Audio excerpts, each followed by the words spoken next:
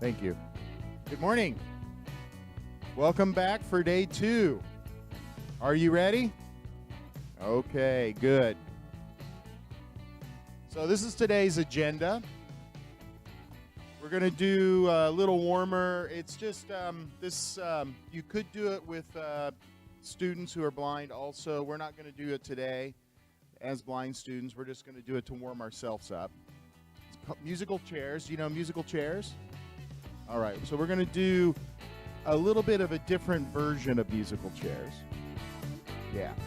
And then we're going to do, I'm going to talk a little bit about yesterday's feedback, so thank you for that. We're going to watch a video, and it's about touch and learning for the blind. It's a short little video, about 3 minutes long. We're going to watch it 3 times because there's a lot of important information in there. So we're going to do it in the way that I do a listening lesson, and then we'll talk about it afterwards. Then we're going to, and then we'll do another little seed based on that. The reason we're doing the video is I'm going to do a little lesson that I do with my learners, whether they're sighted or not. It's called Tiny Seed, and I think Ilda's maybe seen it or done it before. I'm not sure, but we'll find out. Yeah. We'll review our Braille numbers, and we're going to make our own cards today. Then you're going to have a language learning experience. As a language learner, you're going to learn Thai. We're going to need our cards, and it'll be mixed groups. I'd like to try to do a writing lesson, poetry, also as a mixed, sighted and not. Then we're going to talk about a question I get a lot of time. What about colors and blind people? Yeah. Well, we're going to watch a little video. It's real. We're going to watch a couple of videos about that. They're really cute, where a blind person talks about colors. So I think you'll enjoy it. And then finally, we'll do feedback again on day 2. So it's an ambitious agenda. We're going to be, hopefully we'll get through it all. If we don't get through it all today, we'll just add it on tomorrow. Okay? All right. Let's play musical chairs. So how many people do we have? We have 2, 4. So this is going to be, we're going to call it competition versus cooperation. So we'll be doing it twice in 2 different ways. Now, what we'll need to do is, how many people do we have here right now? 2, 4, 6, 8, 10, 12, 14, 16, 18, 20, 22. So we need 21 chairs. Probably going to have to move the tables out. Now, I'll show you how to do that.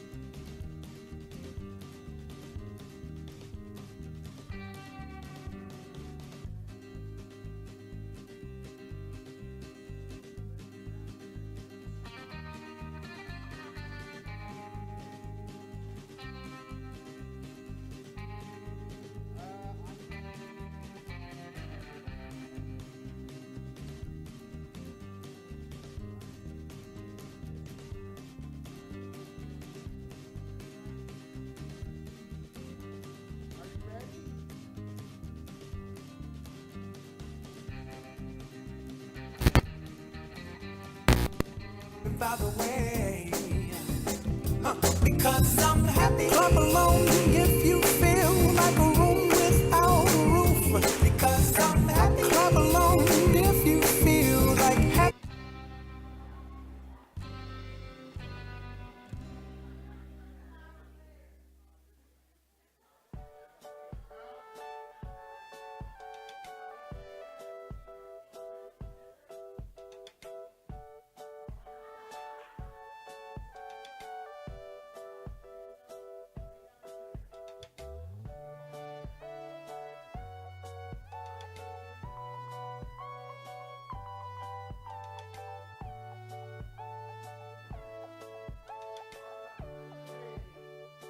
This is the truth, because I'm happy. Clap along if you know what happiness is to you, because I'm happy. Clap along if you feel like that's what you want to do.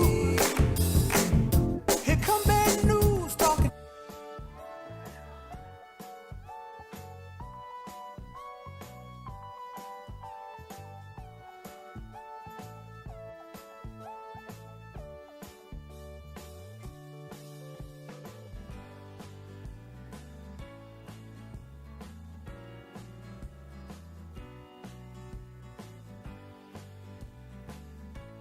Isn't that?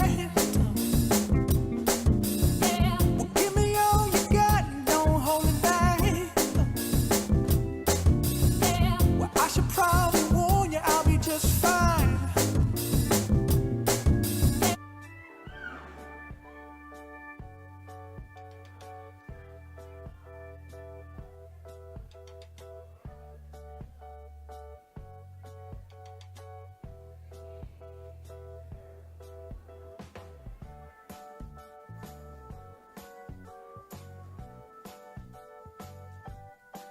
No offense to you, don't waste your time. Here's why. Because I'm happy. Clap along if you feel like a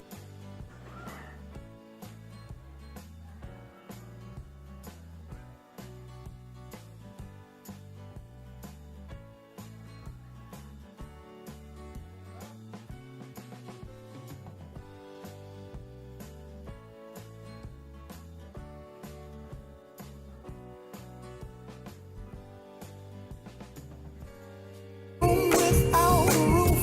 Because I'm happy. Clap along if you feel like happiness is the truth. Because I'm happy. Clap along if you know.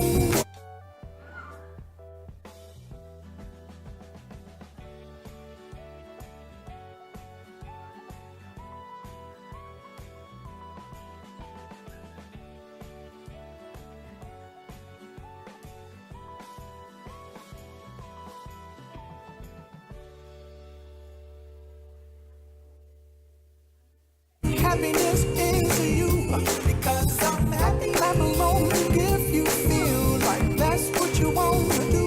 Hey, go!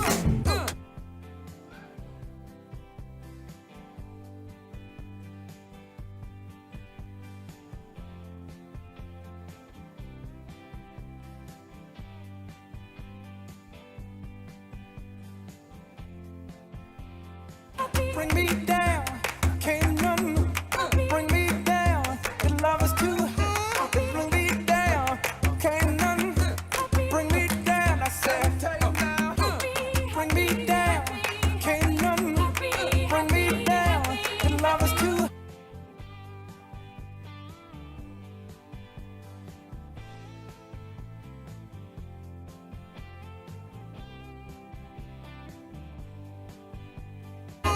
Bring me down, can't none bring me down. I said, because I'm happy. Clap along if you feel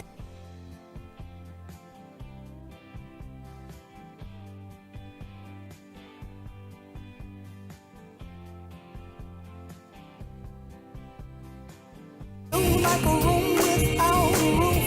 Because I'm happy. Clap along if you feel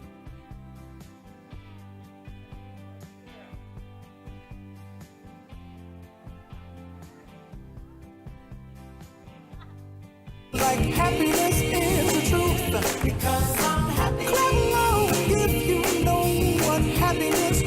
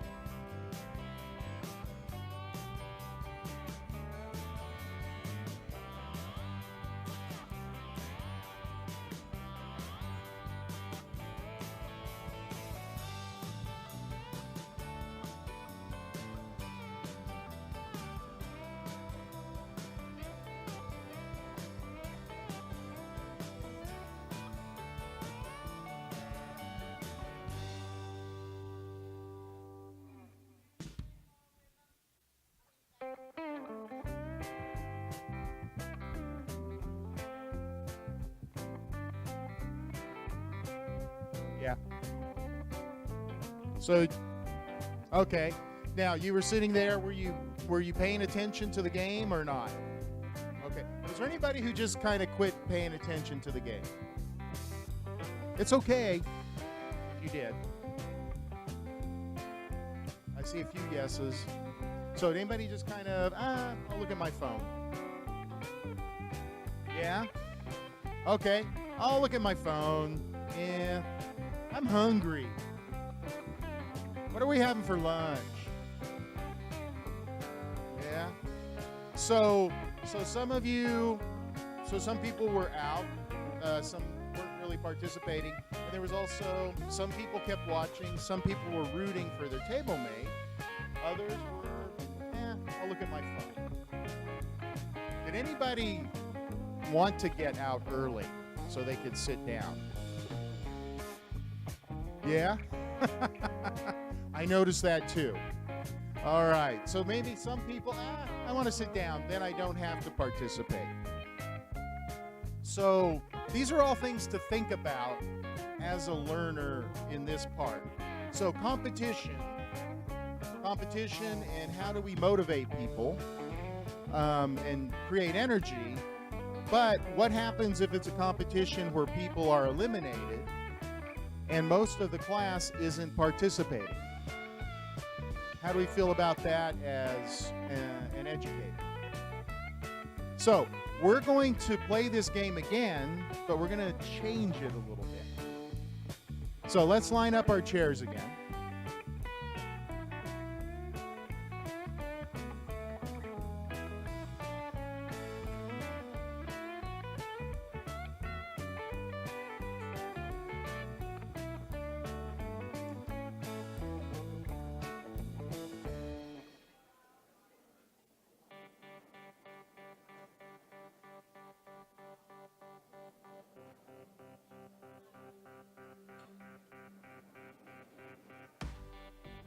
Yeah, that's okay. We'll just put up, just because, let's just put 20 chairs. We'll just put 20 chairs. I think we have more people, but we'll just put 20 chairs. It'll be okay.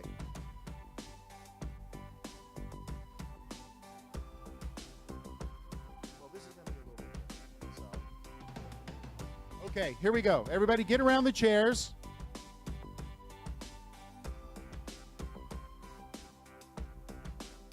Let's move this.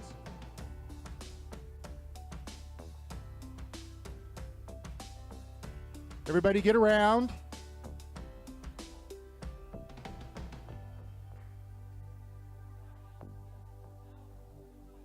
All right, here we go.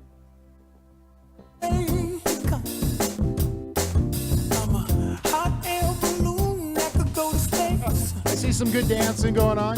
Keep walking, keep going around. I don't care, baby, by the way.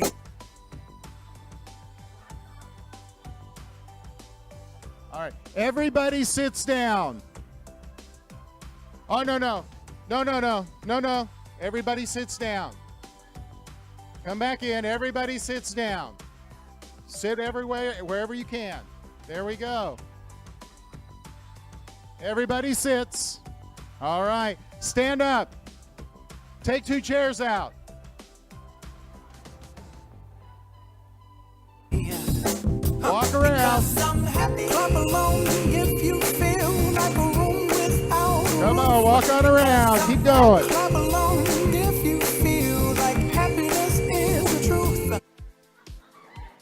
Everybody sits. Figure it out. Work it out. Everybody sits. All right, there we go. Loving it. Here we go. Stand up. Take out 2 chairs.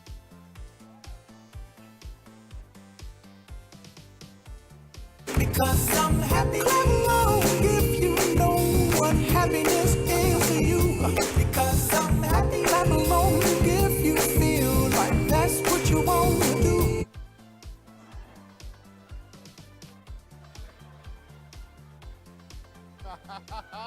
Looking good. All right. Stand up. Take out 2 chairs.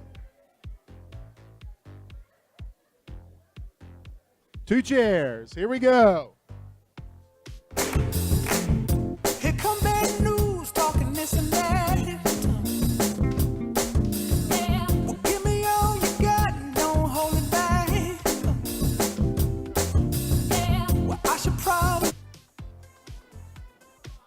Everybody sits. Everybody sits. Everybody sits. Figure it out. Looking good. All right. All right, here we go. Stand up. Take out 2 chairs.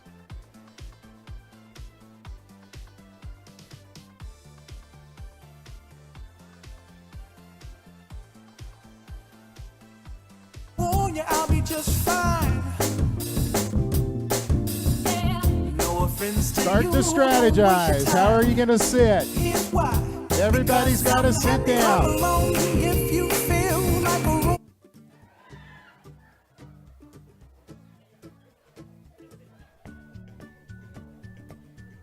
Everybody sits. Figure it out.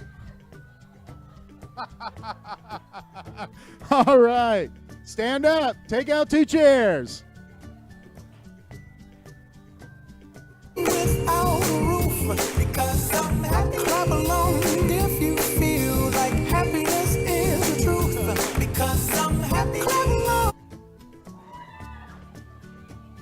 Everybody sits. Figure it out. How are you going to do it? Strategize. All right, we got it. Okay, stand up, take out 2 chairs. All right.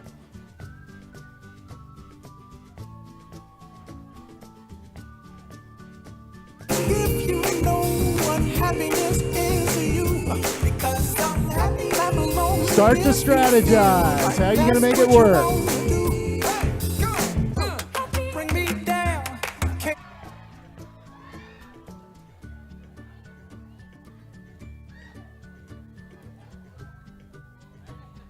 Everybody sits. Everybody sits. There we go. Okay, stand up. Take out 2 chairs.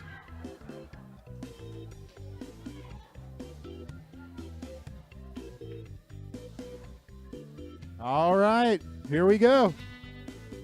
Bring me down. The love is too high. Bring me down. Start to strategize. How are you going to do it?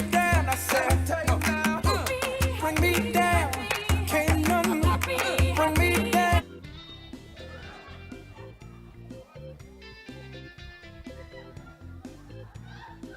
Everybody sits.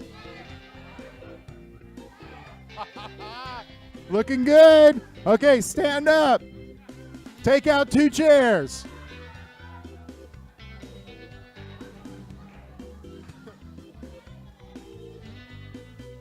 All right, here we go. The love is too high. Bring me down.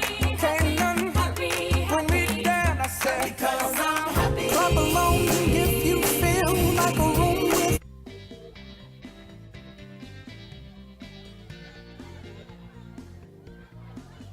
Everybody sits. Everybody sits. Nah, just be gentle, be gentle. There we go. Okay, stand up. Take out 2 chairs. Take out 2 chairs. All right, here we go. Clap along if you feel like happiness is the truth. Because I'm happy. Clap along if you know what happiness is to you. Because I'm happy.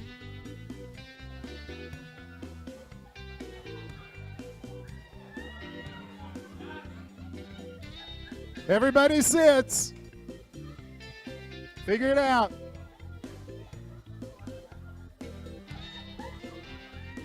Everybody sit. No, come on. No. Everybody sit. Work it out. No, we got some more people. Don't take too long. Awesome. Beautiful. Okay. Take out 1 chair. Yes, 1 chair. You can do it. Take it out. Okay. Clap along if you feel like that's what you want to do. 1 chair. Figure it out. If you feel like a room Okay, here we go. Everybody, one chair. Figure it out. Oh, okay. Work it out, everybody. Work it out. How are you going to do it? Work it out. Whoa! Work it out.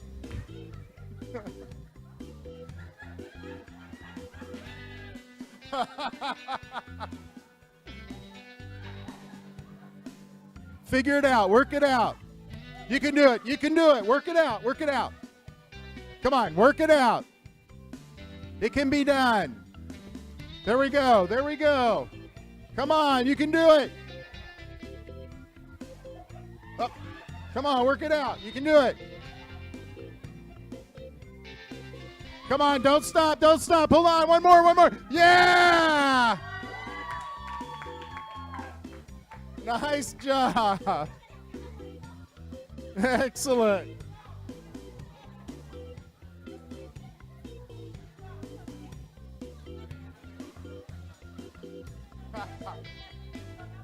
All right.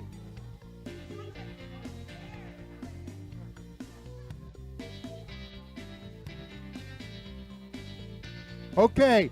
Same questions. Same questions as a participant, not as a teacher, as a participant. Okay? What was the objective of this game? Okay, I'm going to have you talk together. What was the objective? What was your participation in this game? And how was it different than the first game? Okay, talk together. Talk together. Objective of this game, how did you participate, and how is it different than the first game?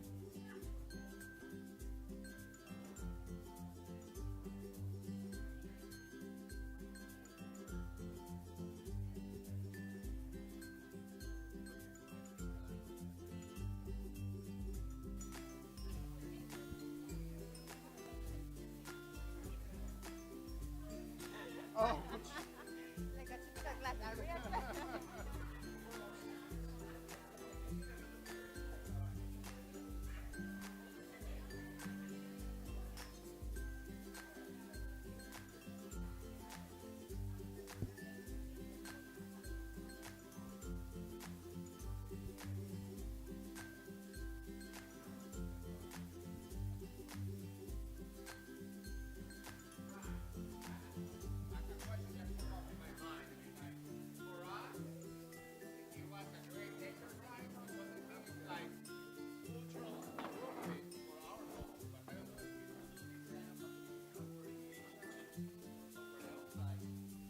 I have done this in North Africa with Muslims, men and women, and they figure it out. And I can show you the pictures if you want to. Yeah, so that's the kind of thing I want you to think about. How did you make it work? So in Muslim countries, they make it work in their culturally appropriate way. But they do it. So, in the same way, what did you do to make it work for you? Because I didn't tell you how to do it. I just said, everybody sits. That's all I said. You figured it out for yourselves. Right? So, talk a little bit about that. But I'm telling you, everywhere I've done this in multiple countries, probably 20 different countries, Muslim, Christian, Buddhist, you name it. And the same thing happens, but it's different because they do it in a culturally appropriate way. And I allow that space, but everybody in the end gets down to one chair. So talk together a little bit more, yeah? That's a good point. Thank you for bringing that up.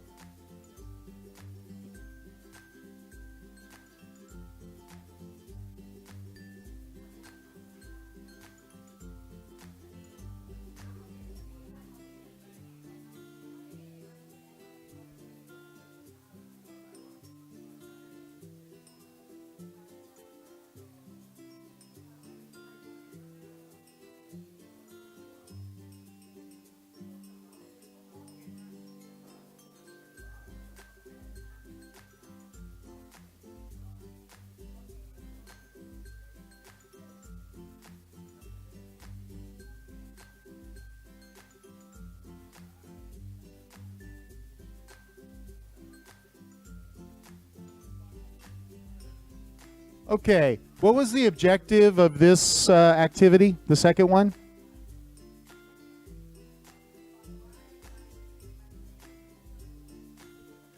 What was the objective of this second activity?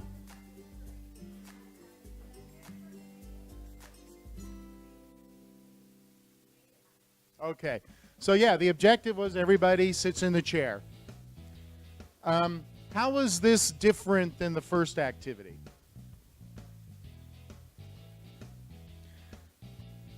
Yeah, so you're working together for a solution. Yeah, you had to figure it out. Okay. What else?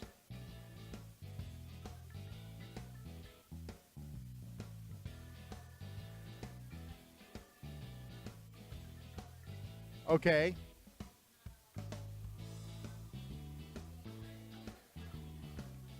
Right, so you weren't fighting against each other. Okay.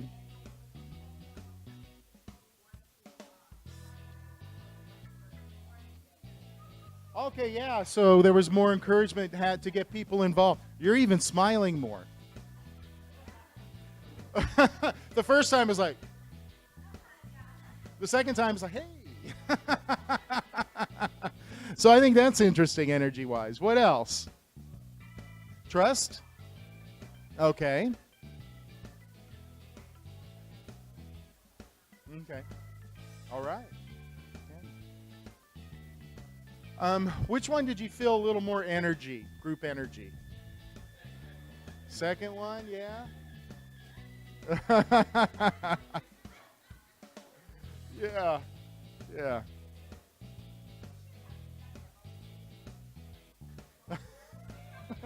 I'm going to stay out of that study. What else? Anything else?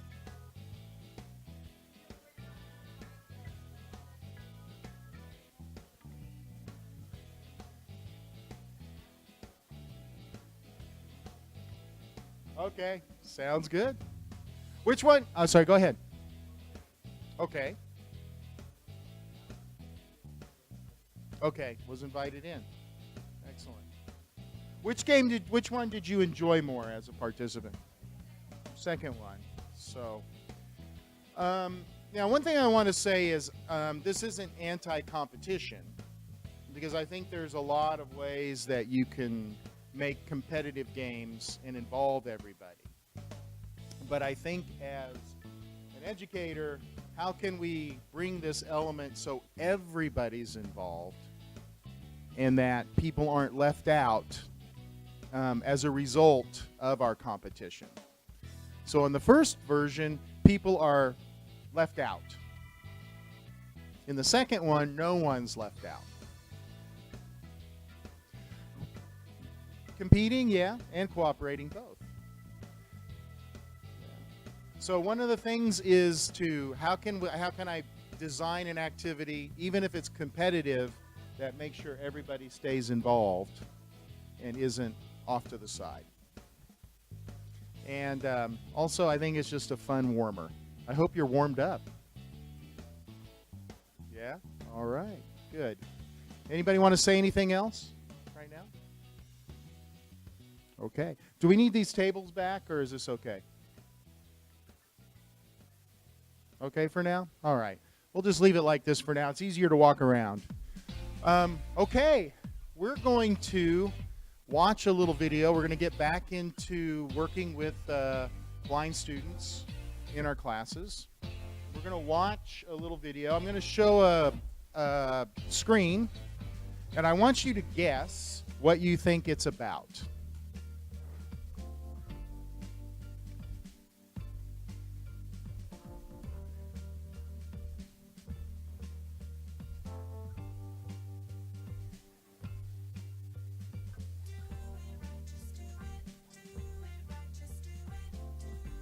So talk together. What do you think this is about?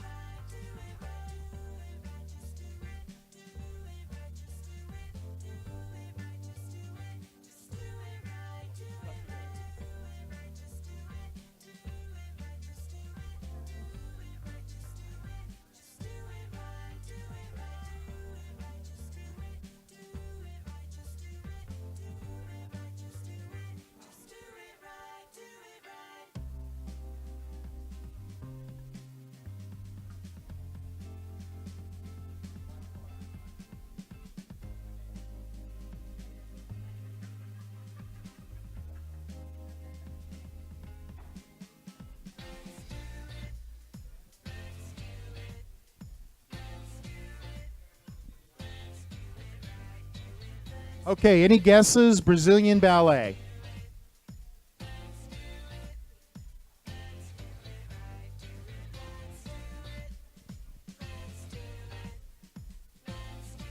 No guesses?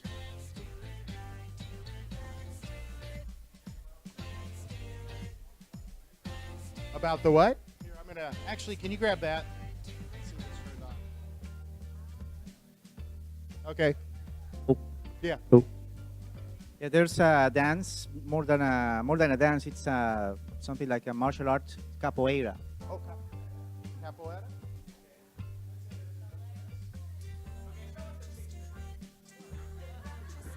I want to hear more guesses. I heard one guess. I want more guesses.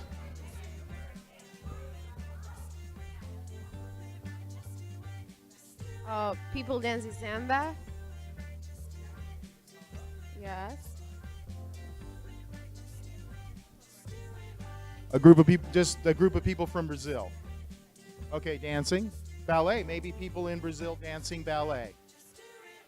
All right. Okay, when I try to convey the idea of what Brazilian ballet looks like, the first thing that comes to my mind is a group of naked people. Because in Brazil, people don't like to wear too much clothing. Now, regarding music, Stephanie mentioned that maybe the background song could be bossa nova. And people will wear like leopard thongs. Okay. And nylon leggings. Okay. And blindfolds. What about soccer? That's why I want to see the picture. What about soccer? People claim that Brazilian soccer is beautiful to see. Okay, maybe the soccer is a dance. These are all great ideas. Lots of excellent images here. Okay, well, before we get into this, I want you to talk about a little. I want you to answer these questions together. Talk together.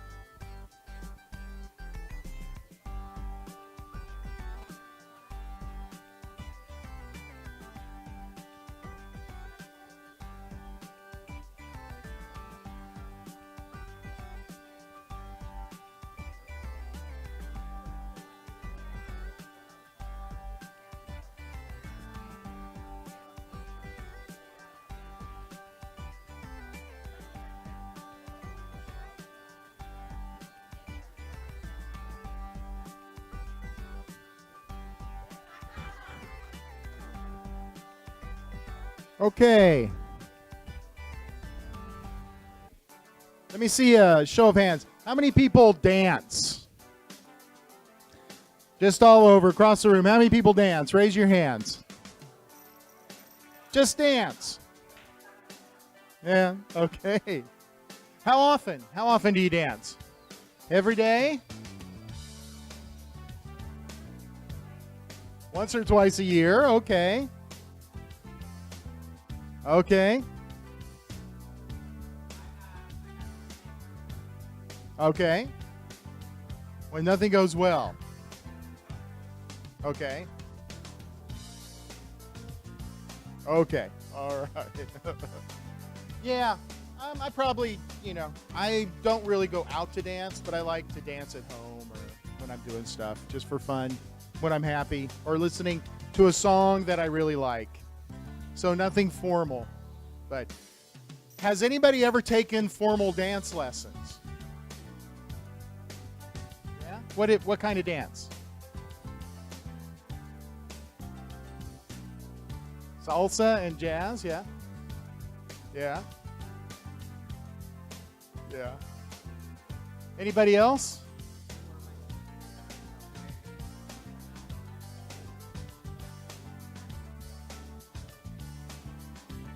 A waltz, okay. Okay, all right. I was in sports, so I played American football and basketball and all that. So my dad wanted me to take dance to make my sports better. So I took ballet when I was young. Ballet and tap dance. Tap, yeah. And then when I was in Costa Rica, people tried to teach me, and they said, move those hips, yeah. But, yeah, when I was young, I was better. But I took it for years, a long time, as long as I played sports. And, it was interesting. My dad said, you're taking ballet to improve your sports. So, what do you think a blind person would need in order to learn how to dance? What kind of things? Okay. What do you mean guide?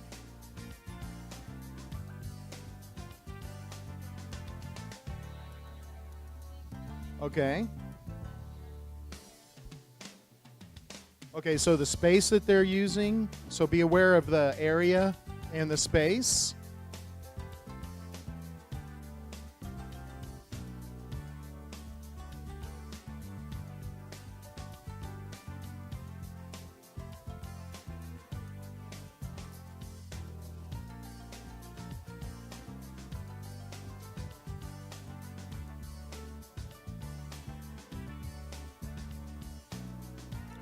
Okay.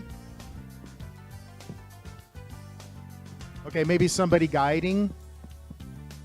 Okay, good. Okay, yeah.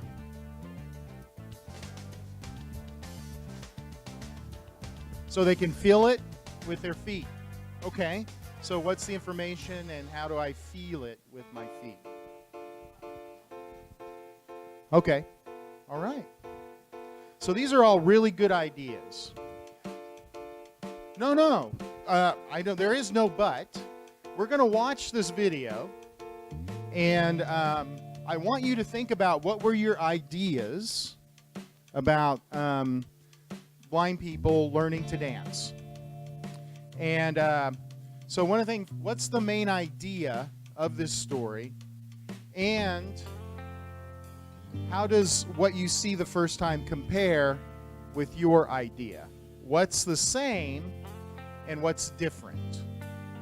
All right. So we're going to watch this. What are you going to do? And analyze it how? What are you going to use to analyze it? Okay, good. Compare your idea to this idea, and what is the main idea? All right, here we go.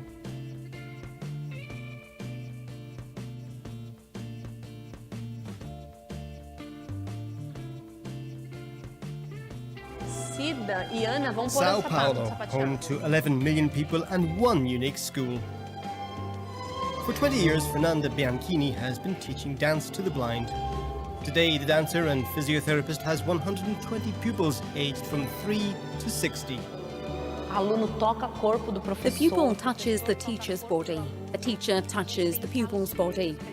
We click our fingers so they have a clearer idea of where they are in the space. So I understand the world of the blind, its limits. That's how the teaching method was created, with everything based on touch and physical perception. Foi por isso que nasceu o método de balé para cegos, todo através do toque e da percepção corporal. Over the years, Bianchini has developed her own teaching method, one that demands the same level of performance from her students, whether they have a disability or not. The courses help them improve their posture, balance, spatial awareness, and self-confidence. Vocês estão cansadas? Elas demoram mais tempo para aprender. They take longer to learn than a pupil who's able to use the mirror to practice the movements. Mas depois que aprendem, But once they learn, they're so focused that the result ends up being the same as a pupil without a disability. não tem deficiência nenhuma. Some of her dancers are blind, some visually impaired or have other disabilities, and only 10% are sighted dancers.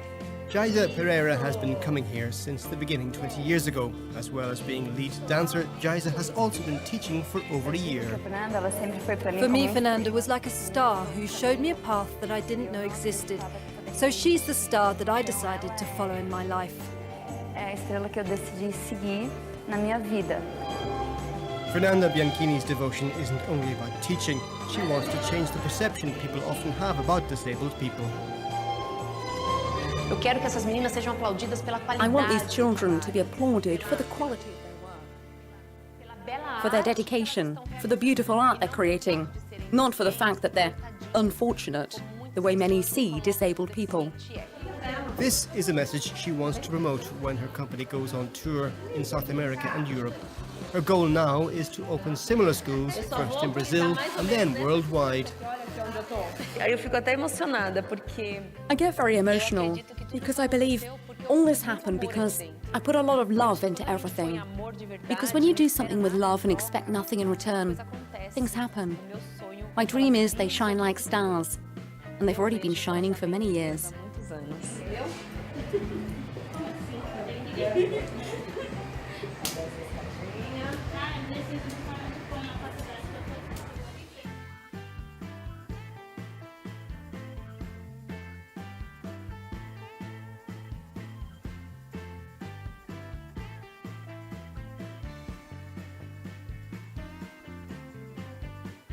I'm not alone today. I've got help from an expert.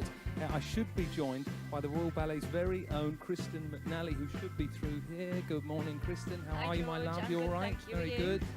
Wow, look at this. So, tell me, what have we got?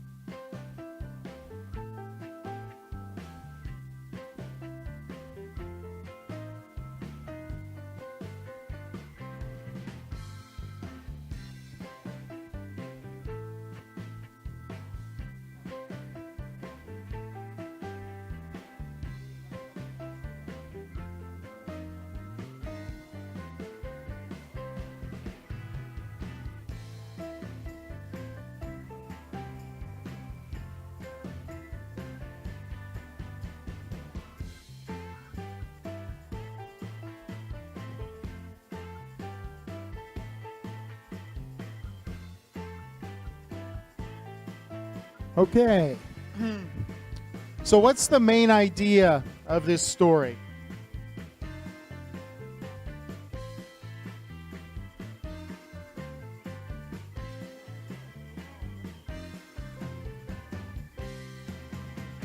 Yeah, the main idea is that music is universal, maybe, and that being blind is not a disadvantage when you want to dance, because dancing is a corporal expression after all. Yeah, so it's not a disability. All right, that anybody can dance.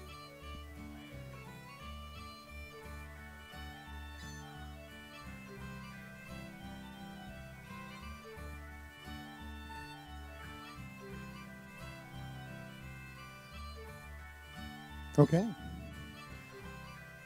What were some of the things that were similar? Because actually she mentioned some things and some of you had some similar ideas. So for example, I remember you said something. Can you repeat what you had, similar to what she had been saying? Well, she mentioned something about learning the space and learning how to get along with a scenario. And she said that there was a previous recognition of where they would be dancing, so they have an idea of how to manage their spacing. Okay. Excellent, right. So she did talk about managing the space and how you move within it. What else did she say?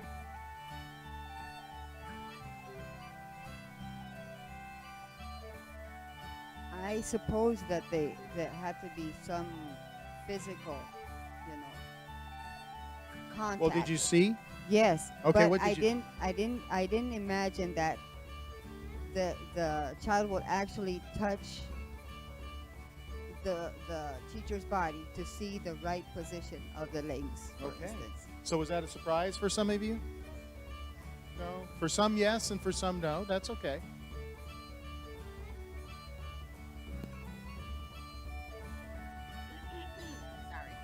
They need to see using their fingers, because of course they need to feel what is the position, and I think that would be more detailed if they touch it, because when you see when a person has all the skills or abilities, they think they are seeing, but in the moment of emulating, it's hard for them to do that, right? Okay. I didn't foresee it happening, but when watching the video, I understood that was the only way a teacher could show students movements that are needed to dance ballet, just by touching and showing how to move their legs. So touching is acceptable in that activity, I would say. Okay. So yeah, touching is not only acceptable but necessary. Necessary for the learning. Good.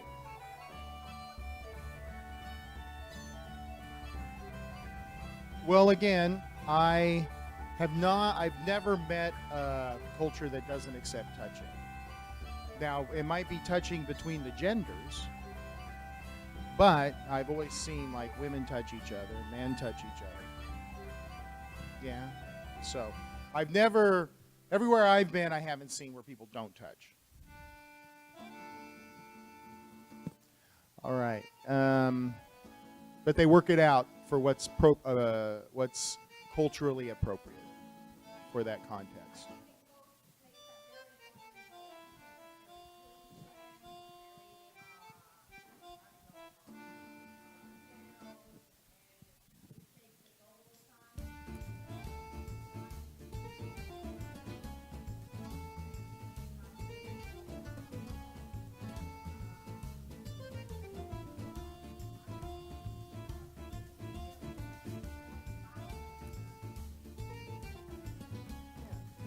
Well, we'll see, because we're going to do a little in later. We're going to be doing some activities, and you'll be reflecting on that.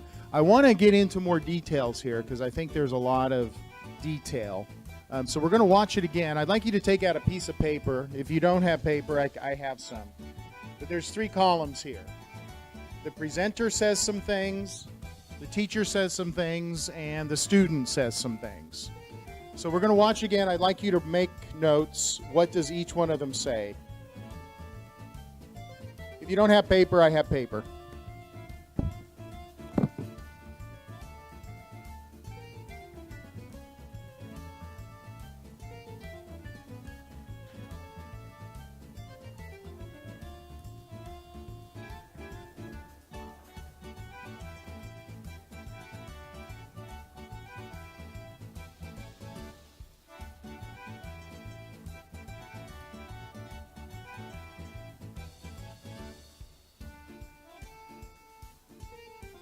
Okay, are you ready?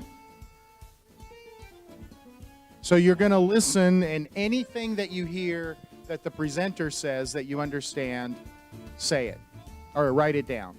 It doesn't matter, but just what do you catch?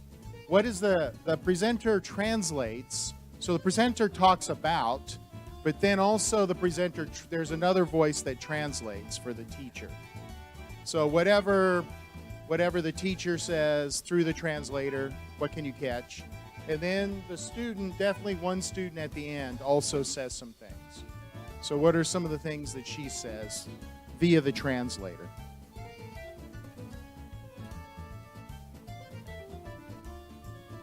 Anything that you can catch that they say, just write it in the appropriate column.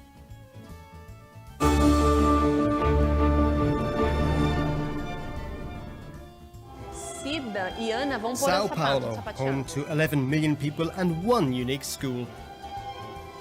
For 20 years, Fernanda Bianchini has been teaching dance to the blind. Today, the dancer and physiotherapist has 120 pupils aged from 3 to 60. The pupil touches the teacher's body. The teacher touches the pupil's body. We click our fingers so they have a clearer idea of where they are in the space. So I understand the world of the blind, its limits. That's how the teaching method was created, with everything based on touch and physical perception. Foi por isso que nasceu o método de balé para cegos, todo através do toque e da percepção corporal. Over the years, Bianchini has developed her own teaching method, one that demands the same level of performance from her students, whether they have a disability or not. The courses help them improve their posture, balance, spatial awareness, and self-confidence. Vocês estão cansadas? Tudo de novo. Elas demoram mais tempo para aprender. They take longer to learn than a pupil who's able to use the mirror to practice the movements. Mas depois que aprendem, But once they learn, they're so focused that the result ends up being the same as a pupil without a disability. não tem deficiência nenhuma. Some of her dancers are blind, some visually impaired or have other disabilities, and only 10% are sighted dancers. Jaisa Pereira has been coming here since the beginning 20 years ago. As well as being lead dancer, Jaisa has also been teaching for over a year. For me, Fernanda was like a star who showed me a path that I didn't know existed. So she's the star that I decided to follow in my life. É a estrela que eu decidi seguir na minha vida. Fernanda Bianchini's devotion isn't only about teaching. She wants to change the perception people often have about disabled people. Eu quero que essas meninas sejam aplaudidas pela I want these qualidade, children to be applauded for the quality of their work, pela bela for their arte. dedication, for the beautiful art they're creating, not for the fact that they're unfortunate, the way many see disabled people. This is a message she wants to promote when her company goes on tour in South America and Europe. Her goal now is to open similar schools, first in Brazil and then worldwide. Eu fico até emocionada porque I get very emotional because I believe all this happened because I put a lot of love into everything. Because when you do something with love and expect nothing in return, things happen. My dream is they shine like stars, and they've already been shining for many years.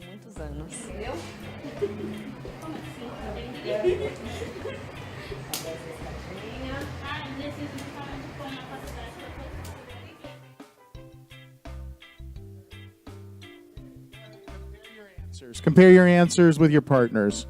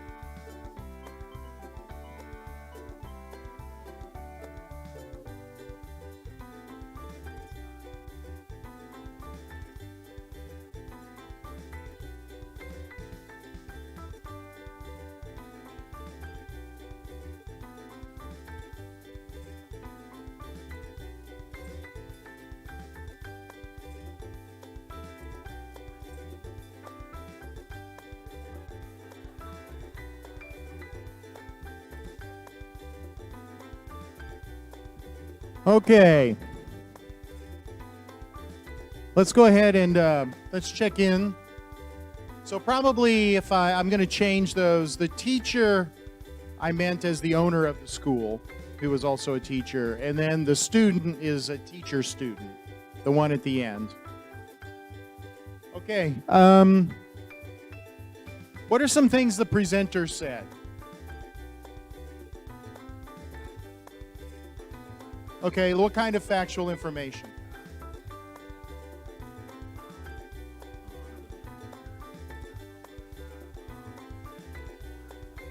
Okay. Did they say what percentage of students, did you catch what percentage of students are not handicapped in any way? Okay, so there are 10% at the school who aren't handicapped in any way. And then the rest have some sort of handicap. All right.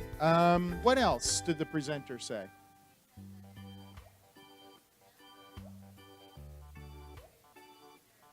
Okay, yeah.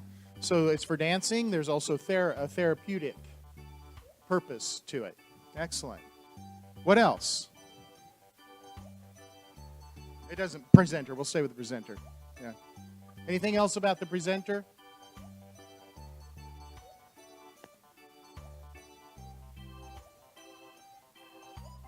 Right. That they are there. There are schools similar. They want to expand, yeah. So her goal is to make more schools in the future.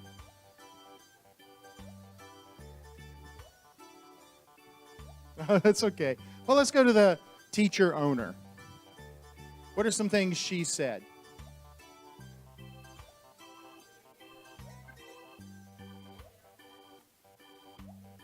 Yeah, she's created the method. Yeah.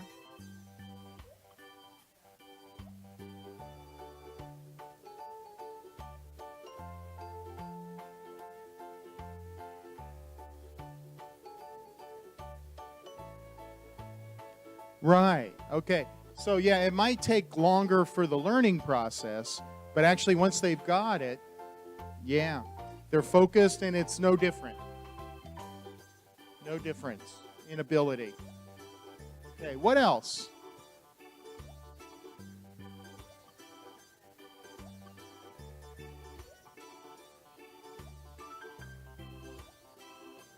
Right, it's all the same program.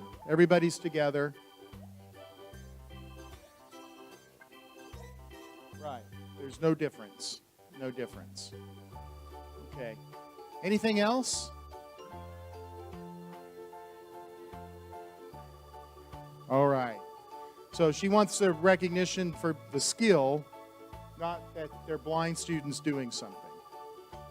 Yeah. Anything else? All right. What about the last column, which was the student who became a teacher?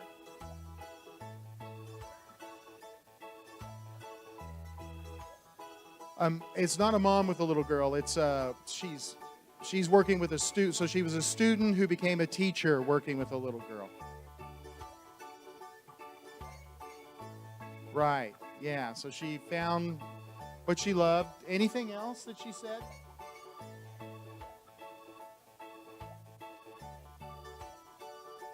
Uh-huh. Right. So that there's a way more than she had imagined was possible. That actually it was possible to do and be a dancer and a teacher of dancers. All right, good.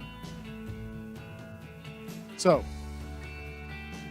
I want you to answer these questions here.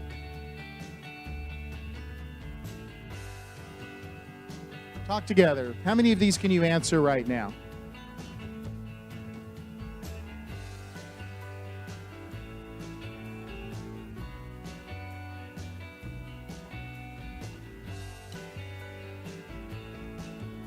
And on that first one, there's actually an exact number. Did you get that?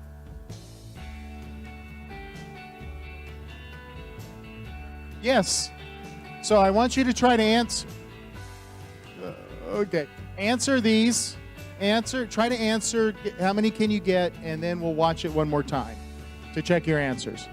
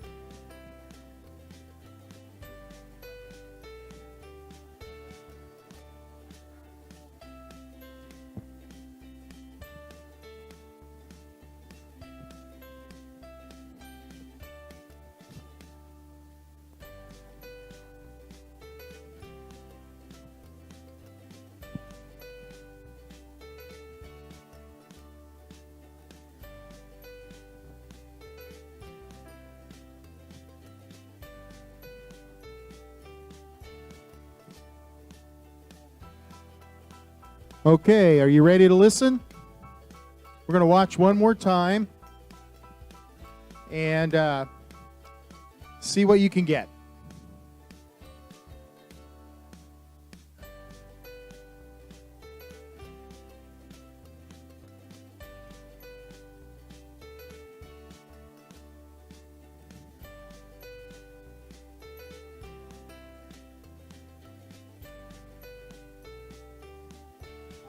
Cida e Ana vão pôr Sao o sapato, Paulo, home to 11 million people and one unique school. For 20 years, Fernanda Bianchini has been teaching dance to the blind. Today, the dancer and physiotherapist has 120 pupils aged from 3 to 60. Aluno toca corpo do The professor. pupil touches the teacher's body. The teacher touches the pupil's body. We click our fingers so they have a clearer idea of where they are in the space. So I understand the world of the blind, its limits. That's how the teaching method was created, with everything based on touch and physical perception. Foi por isso que nasceu o método de balé para cegos, todo através do toque e da percepção corporal. Over the years, Bianchini has developed her own teaching method, one that demands the same level of performance from her students, whether they have a disability or not. The courses help them improve their posture, balance, spatial awareness, and self-confidence. Vocês estão cansadas? Elas demoram mais tempo para aprender. They take longer to learn than a pupil who's able to use the mirror to practice the movements. Mas depois que aprendem, But once they learn, they're so focused that the result ends up being the same as a pupil without a disability. não tem deficiência nenhuma. Some of her dancers are blind, some visually impaired or have other disabilities, and only 10% are sighted dancers. Jaisa Pereira has been coming here since the beginning 20 years ago. As well as being lead dancer, Jaisa has also been teaching for over a year. For me, Fernanda was like a star who showed me a path that I didn't know existed. So she's the star that I decided to follow in my life. É a estrela que eu decidi seguir na minha vida. Fernanda Bianchini's devotion isn't only about teaching. She wants to change the perception people often have about disabled people. Eu quero que essas meninas sejam aplaudidas pela qualidade. I want these children to be applauded for the quality of their work, pela bela for their dedication, for the beautiful art they're creating, not for the fact that they're unfortunate, the way many see disabled people. This is a message she wants to promote when her company goes on tour in South America and Europe. Her goal now is to open similar schools, first in Brazil and then worldwide. I get very emotional because I believe all this happened because I put a lot of love into everything. Because when you do something with love and expect nothing in return, things happen. My dream is they shine like stars, and they've already been shining for many years.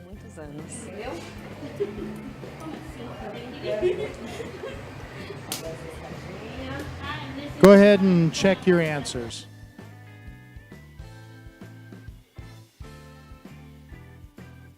Just quickly check your answers.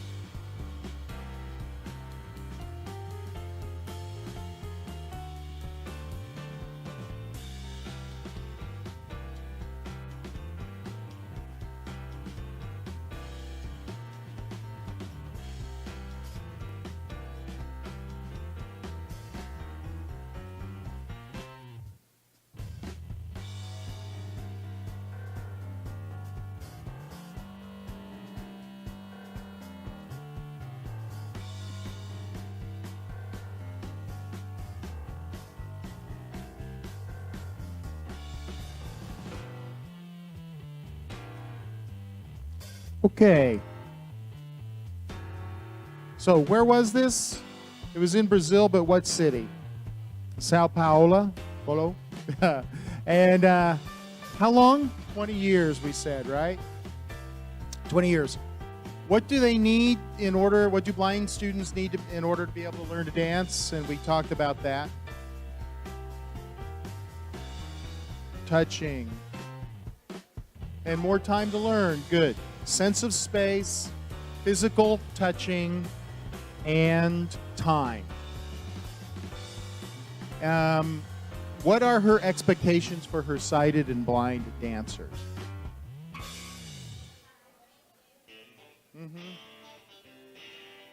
They're basically the same. No different. Everybody can dance the same. We talked about this, but just remind me, blind students' learning and dancing ability? They're the same. What has one of her students become and why?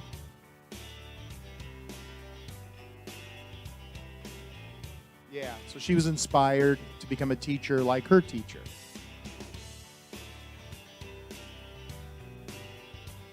Yeah, it's not very clear here, but on the, it's clear and you can see that her eyes, yeah, she's definitely blind. Yeah. Oh, okay, I see. All right. Hilda's feedback. Okay. But yeah, she's definitely blind, and it's a little bright in here, so it's harder to see her eyes. How does she want other people to see her dancers? We talked about that. To be recognized as good dancers. Just good dancers. What does she say is the key to her success? Love, yeah. Right. Love with no expectation of anything in return. So that unconditional love. So, or caring. Just caring. So, all right. I've got another set of questions I'd like you to discuss amongst yourself. So this is about you.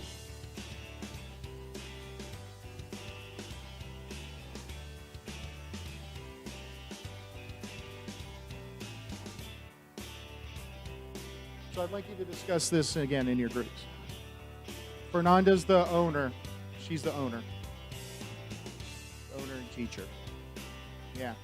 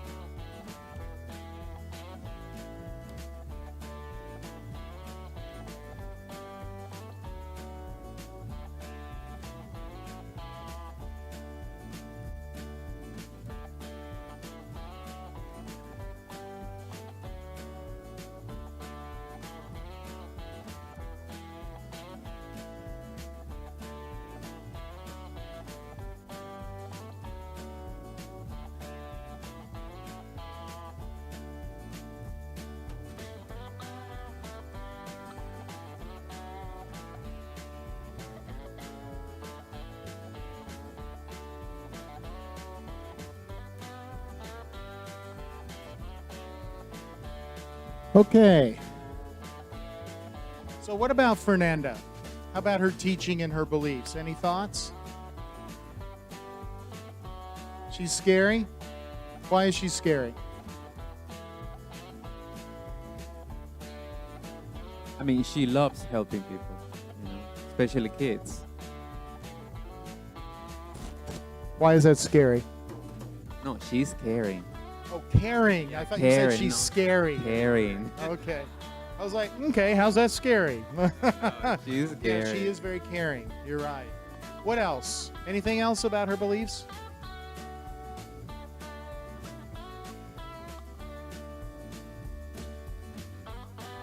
Because what we think is that she wants to show others that everybody can do anything if they propose, what they want to do. Mm-hmm. All right.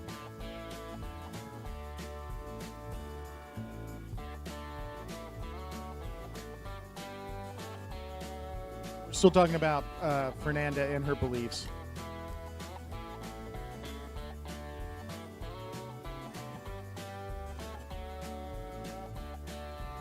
And what she says is that it's dedication, love, and passion for what she does. Because she loves the dancing, she also loves her students. And she's willing to put in every effort it's needed for them to accomplish what they need to learn. Okay. Yeah, I admire her too, and I spent a lot of time on this video, mainly because of Fernanda's beliefs. She actually, it's like everybody can succeed, and everybody has the talent, and it doesn't matter what. All of us have different skills, and we all have different abilities, and even among here, we can all see, but our ability to dance is going to vary. That's just a reality. So blindness is just another variable that people have, but it doesn't make it any more impossible for somebody to do something. Maybe they need something different. Maybe they need a little more time on the technique in a different way, but still, ultimately, it's the same, regardless. And I think that's true for everybody. Learning language. Do all of our students learn English at the same rate? No. Do some learn faster than others? Do some need different input than others? Yeah. Different learning styles, different ways of looking at things. And that's true for blind students. They just need different types of input. They learn differently. And that's the way she sees her students, and that's really what it's about, I think, when having blind students in our classes. They just need different type of input. And that's getting into my own beliefs. What about your beliefs and working with blind students in your classes? We were commenting this issue on our group, and I asked my peers here what their beliefs are regarding the fact that they are not asking to get blind students in their classroom, but it happened. I mean, like, students show up in their classroom, so I don't know how can we connect that to their beliefs. I don't know if I can convey the idea here, but the thing is that Hilda said it's like lottery. Okay, oops, there's a blind or visually impaired student in my classroom. Okay, now this is my reality. Now I have to develop skills to deal with this special student, and my goal is to prepare this student to achieve the class goal as the rest of the group. So it's quite a challenge. Well, and I respect that. And there you just mentioned two beliefs. Okay. One special, you said special student, and challenging. So I think those are two beliefs right there. Okay. So these students are special and it's challenging. All right. What else? Any others? Thank you. Thank you for those comments. Anybody else?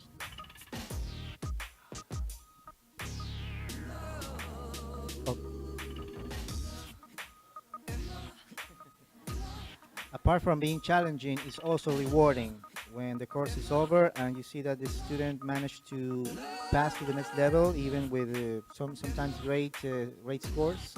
It's rewarding. It's a good thing inside you as a teacher to be able to know that you could deal with the situation that you didn't want in the first place, but you were faced to it, but you were able to overcome it, and you were able to give a proper, I hope, a proper training to that special student. Okay. Thank you. Anybody else?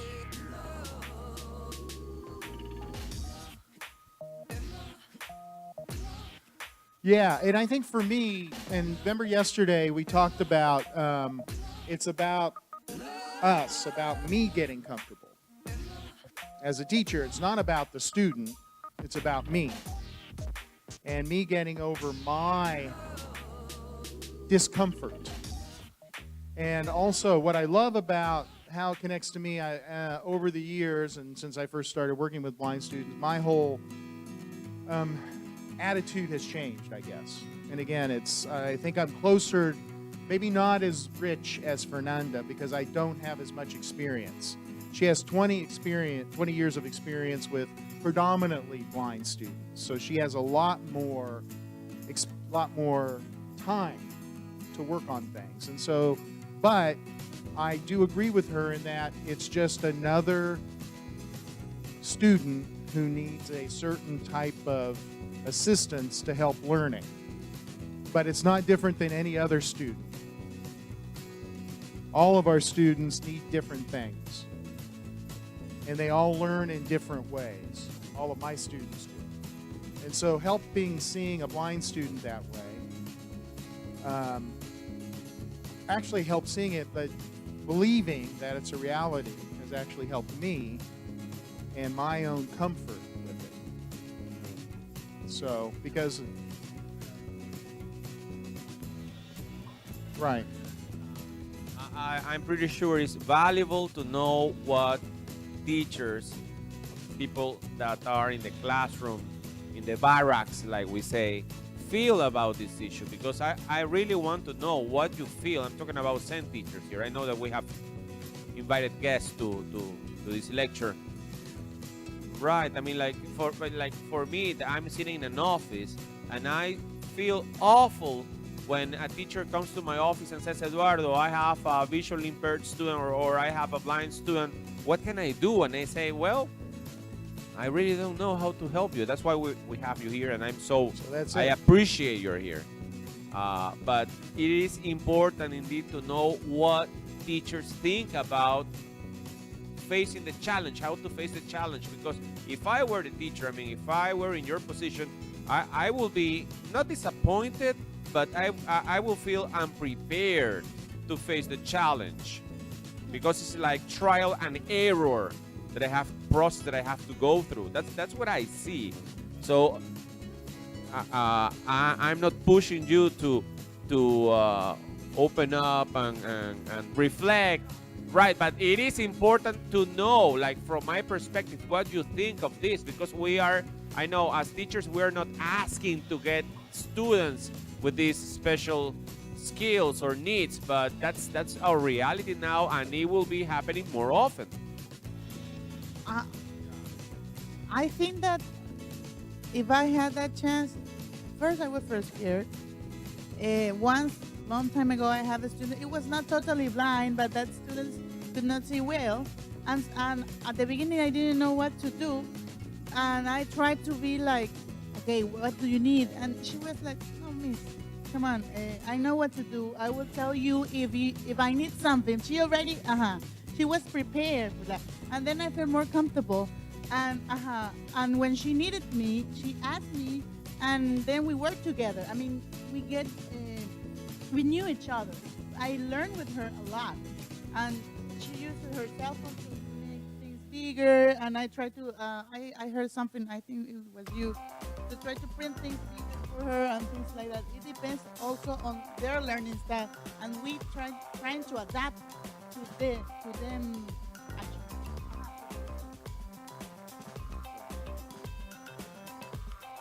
Answering your question, Eduardo. It's a challenge. It's not a good experience at all at the first because your class plans are going to be different. Your class is going to be different. You have to rely more on auditory drills. You cannot say watch this or read this or watch this video. It's a challenge. You have to rewrite your entire class plan, and maybe the whole class, let's see, the average student is going to be like a little pissed off because you need to give the inclusion to the blind student, and he can't rely on visual guides. So you need to repeat more. Sometimes that can make your class a little boring for the other students. It's in my case when, of course, it's an issue. How much physical contact can you have with a blind person, right? Because, for example, you can't, I think, this is my opinion, you can't do a lot of games, you can't do a lot of activities with a blind person because he knows he's an outsider, and you don't know how is he going to react to the touch of a strange person, right? Another thing is, how do you deal with the dailies? For example, he needs to go to the restroom. Until what point can you provide help to him or to her, right? The only thing that you can rely here is that, for example, in the student that I'm talking about, his mother came every day, and at the beginning, she stayed with him in the classroom. And she was telling him what was going on. Next time that I had this experience, he was alone. So his mother just came to pick him up and to leave him on the classroom. And it's challenging because he knows he's an outsider and he's not very open to work in groups sometimes because he knows he lacks some abilities.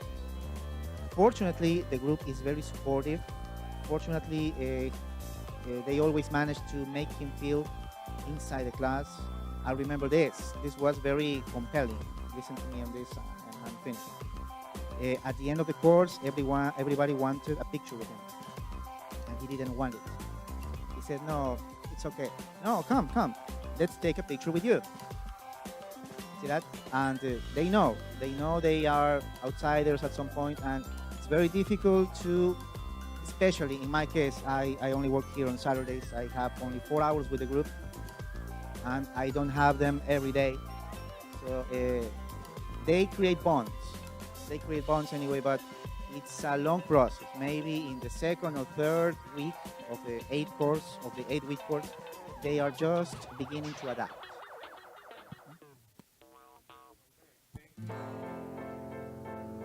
Yeah, the other situation that I want to share with all of the teachers is, and also Brian, we accept the students, but with a scribe. And the scribe sometimes spoils the teacher's job inside the classes because they overprotect the boy there. I remember when I observed a class when one of the teachers who's here, he was doing a lot of activities, I mean physical activities, stand up, sitting down, move and ask each other questions. And that blind students felt uncomfortable. It was the mother there. I think that the mother was protecting him a lot. And at a certain point, that student came to me and he said that he didn't like that teacher because he liked the teacher that is going to asking him all the time what he needed, how can I help him. So it depends. And also, besides the lack of a skill, is also the personality. Yeah, because we have some of the teachers or students, that we also need help for every single step, be corrected while others not. So I think the same happened with them, and that there are a lot of issues that the teachers had to deal inside of classes, trying to teach a regular class, including all of them when they don't want to be included.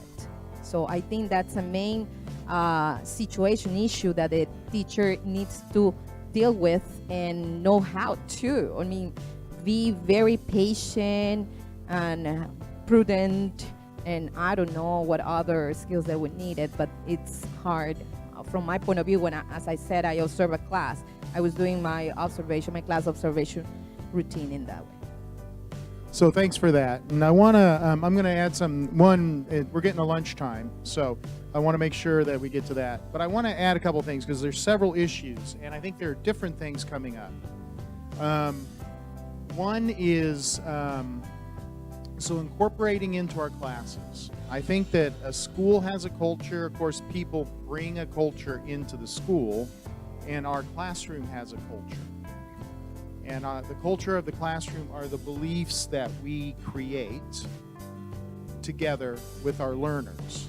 And a blind learner becomes part of that culture. And so how is that blind learner incorporated into the culture? Secondly, remember I told you about the clicking and the echolocation? Well, the person who teaches that said the most difficult part of teaching a blind student about the clicking is their parents. Their parents get in the way and want to protect them. And once he can get them to stop doing that and treat their child normally and not be overprotective, it works perfectly. And so I think you're really talking about school policy. So and that's something that's beyond the scope of this.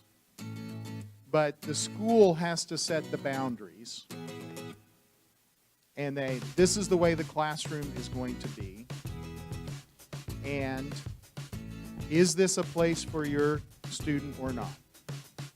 Or for your child? Because this is the way it's going to be.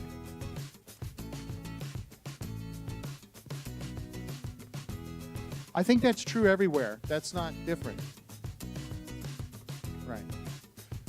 But what I'm saying is that's true everywhere, because this story came from North America about the clicking. That was in North America, and that was the way that he dealt what he had to deal with. And so he would set rules. And he said, if you want your child to learn with me, these are the rules. Period. No negotiation.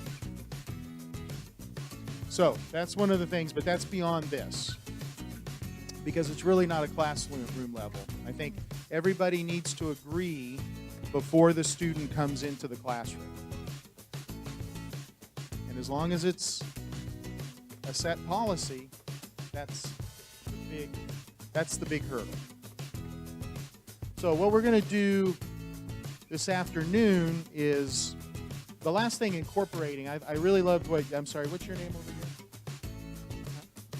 Steve. I loved what you said, because you were saying changing our classes. But we're going to do a couple of classes this afternoon that I do with sighted students, but we're going to do it with blind students. And for me, it's very little adjustment. And you can still do them pretty much the same way, but I think in a better way, too.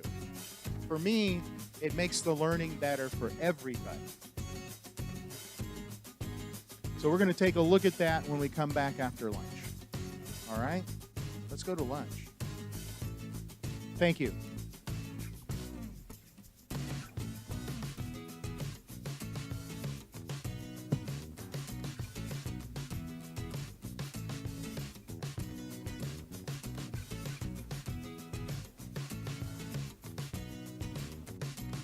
It's 2 o'clock, so we have a lot to do. Before we get into, so I'm going to modify a little bit this afternoon.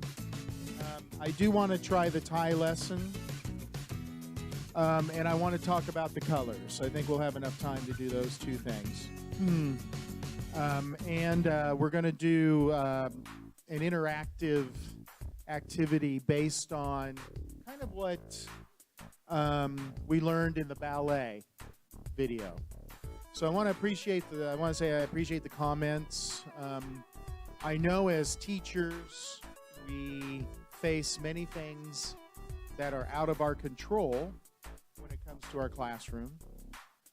So this is really about what can we do and how can we make sure everybody gets a chance to participate. Before we go on, I forgot to talk a little bit about your feedback yesterday. I wanted to say thank you. So the general sense I got was, one, you appreciated what you did yesterday and the pacing. You learned some things you didn't know before. Some of those things were about blind students. Some of you appreciated learning Braille and that experience. You also wanted to learn more Braille. However, we're not going to do that. It's beyond the scope of this. I'm sorry. Yeah. Just because it's beyond the scope of these 3 days.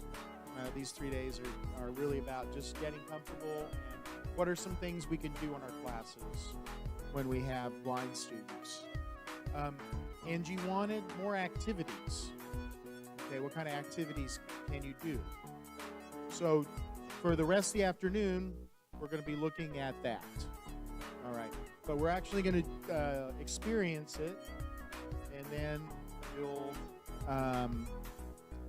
get a chance to think about them and reflect on them. I hope, for example, yesterday, those are some activities that you did when you were blindfolded. So make sure you're writing down, because this is very much about learning by doing. So I'm going to have you do things as a learner, and you've been doing things as a learner, and you need to continue to write down what you're learning from that experience. So, for example, like I said, we're going to start this afternoon with some lessons, and then I'd like you to make sure and notice what those activities are. Tomorrow we'll be having some more, but the plan tomorrow is to look at some activities, plan the activities, and you're going to be teachers of each other tomorrow. So you're going to get a chance to do a little bit of practicing as teachers. And what can you do to incorporate things into your classes? Sound good? All right. Excellent. So here's what we're going to do. We're going to get into an activity that I like to call the tiny seed. So this is something that I do with my regular students, and if there's a blind student in the class, I do it with that blind student. So these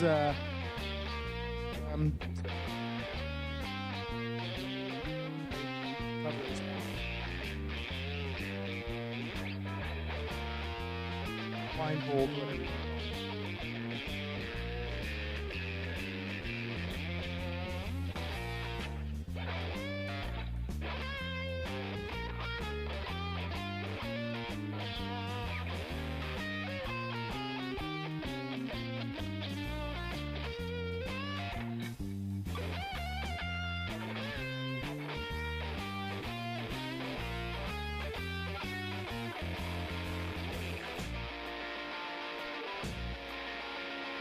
Okay, so we're going to start this activity. I want you to decide who's going to wear the blindfold and who's not. I'd like you to be in pairs as much as possible, one wearing the blindfold, one not wearing the blindfold.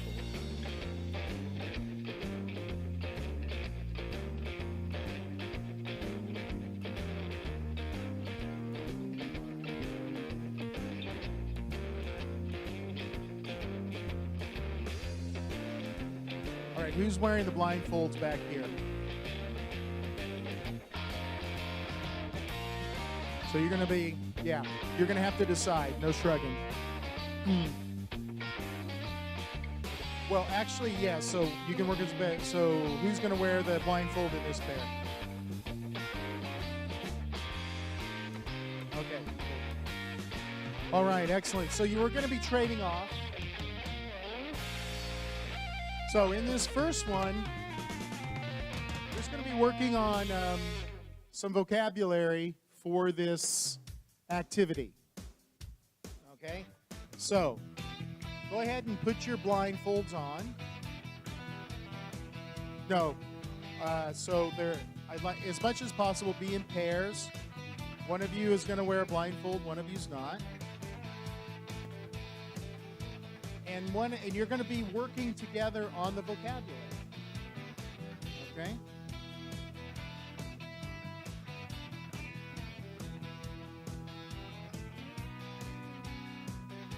Well, your students working together. One of you can see, one of you can't see.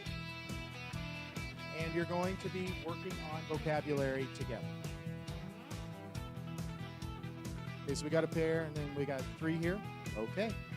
So, how are you going to work on this vocabulary together, helping each other understand? Okay, start talking together. How are you going to help understand? You're working on vocabulary.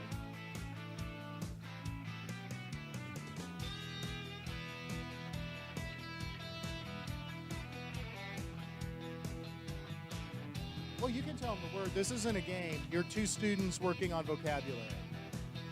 You're 2 students working on vocabulary, simply.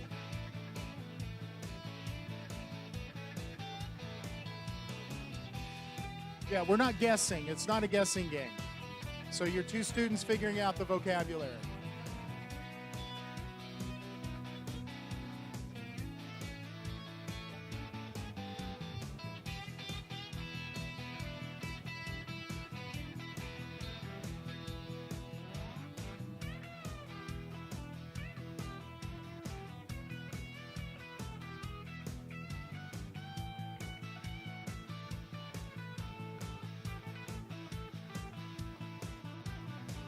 Okay, what is the word?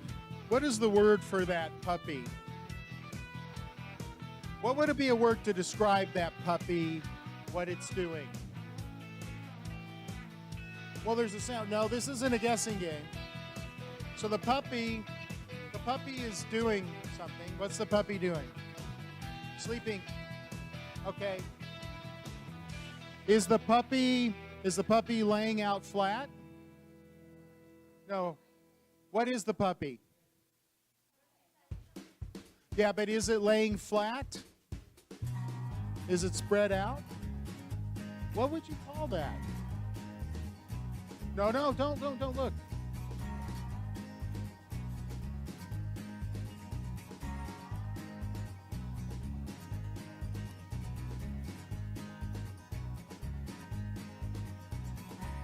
Curled up. Now, I notice you're using a lot of words. How else could you help the blinds? You got to keep your blindfolds on. Please keep your blindfolds on. We're not done. All right? This is really important. Thank you.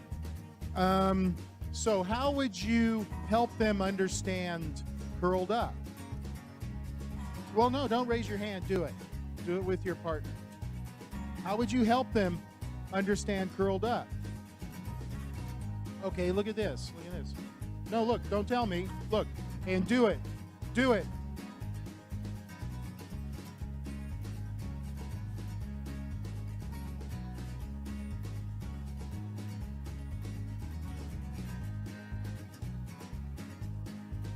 Ah, good. Excellent. No, don't look. So,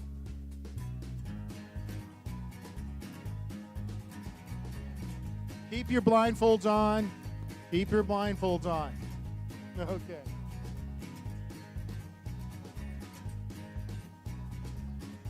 Okay, so,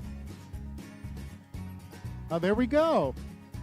All right, now, keep your blindfolds on.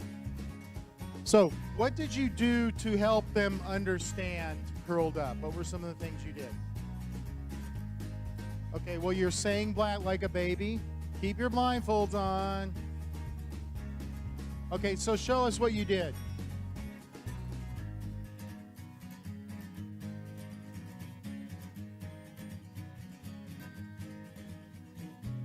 Yeah. So as okay. Okay. All right. Now, some of you were moving the learner. Yeah. Learners, what helped you understand curled up? Yeah, go ahead. Yes.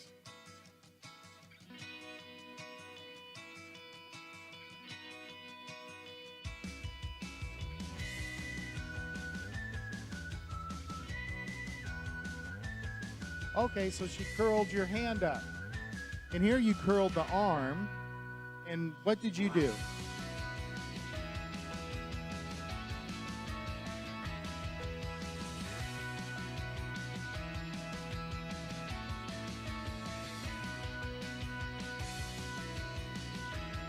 Okay, so you talked about, you kind of told her, you described it, but then you helped her shape her body.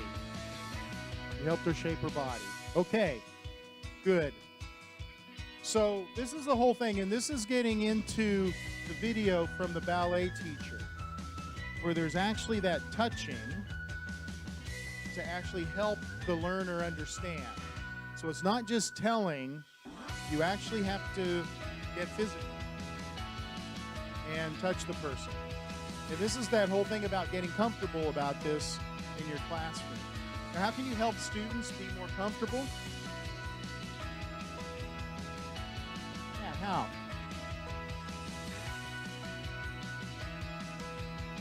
Yeah, how would you make, how can you help your students get a little more comfortable with touching?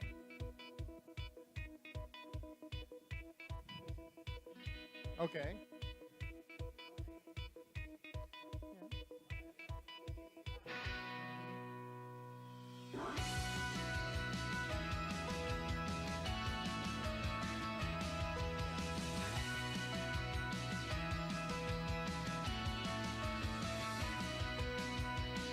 Well, what I can tell you what I did, say in the Muslim countries, where there was culture involved, I let them choose their partner. Who are they comfortable with? Just ask them. Look, there's going to be some touching. Who are you comfortable with? Just ask them. Who's comfortable? Okay, good. Well, on the first day, you could maybe do some activities. So this is the whole getting to know you activities and why they're critical. You're forming that group. You're forming the group. So part of that group bonding is people get comfortable with each other. And then your students can decide, who am I more comfortable with? Working that way. Actually pretty easy. And I've found that students want to. They actually appreciate it. That's been my experience. Again, it doesn't matter. And particularly if it's for learning. It's helping learning, students appreciate it. Particularly blind students, they don't want to be treated like they have a disease. Okay. What is the opposite? So talk to your partner again. What is the opposite? Look at this next slide. What's it say?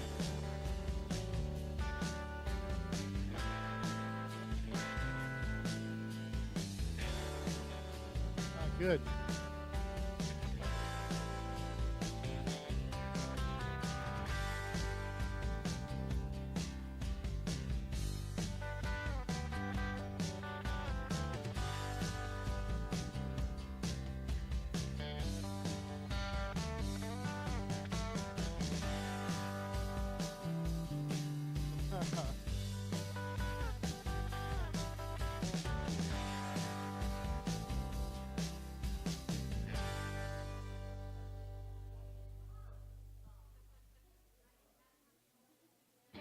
Okay, what's the word that's the opposite? Look at the screen.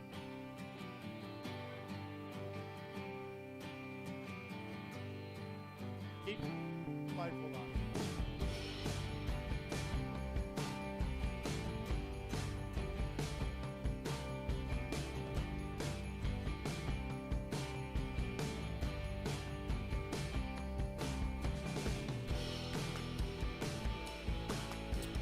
Okay. So, uncurl. Now, how did you teach them uncurl? Or how did you work with them to understand uncurl? Okay.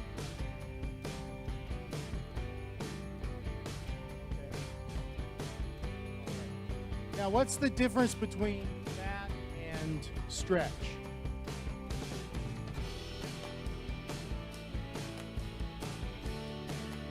So what's the difference between stretch? Well, I can still rest.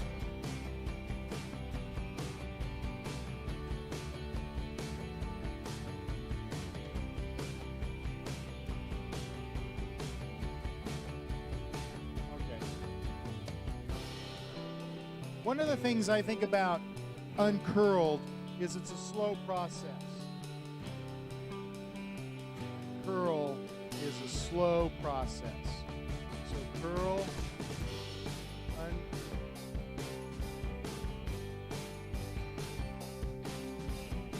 maybe you can demonstrate that to the student who can't see. Try that. Uncurl.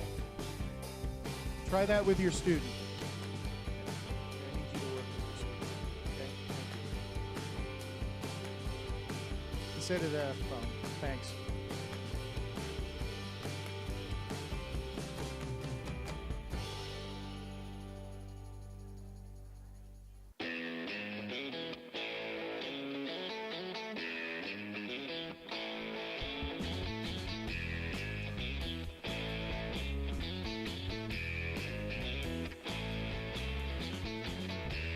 All right, good. So, I'm going to put some more words up on the screen. I want you to switch now. Switch. So now, the ones that had blindfolds on, we'll take them off. If you don't have a blindfold, put the blindfold on.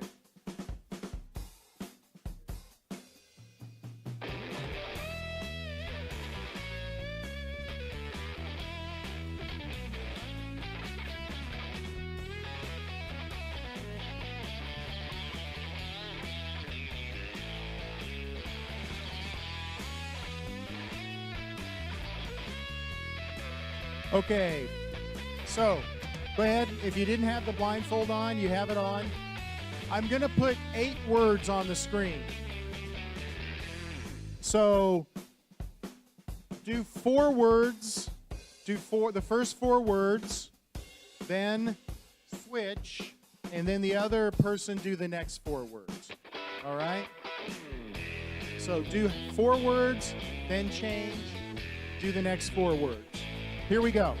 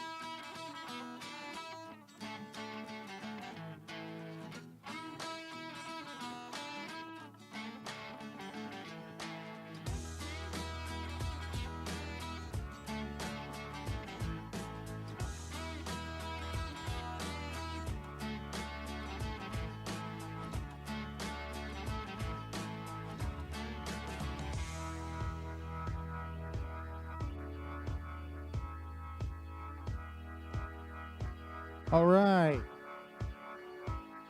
Have you all had a chance to go through the words? Okay. Good. Now, if you were... All right. Now, if we're wearing the blindfold, you're each going to get a chance to do this. We're going to be doing a story, and you're going to be standing up to do this story. And I'd like to make sure that we have, if we don't have pairs, if we have a group of 3, that's okay. Looks like we've got 10 people back here. So I'd like one of you to work with somebody over here. Okay, sounds good. So I'd like you to go ahead and switch blindfolds again.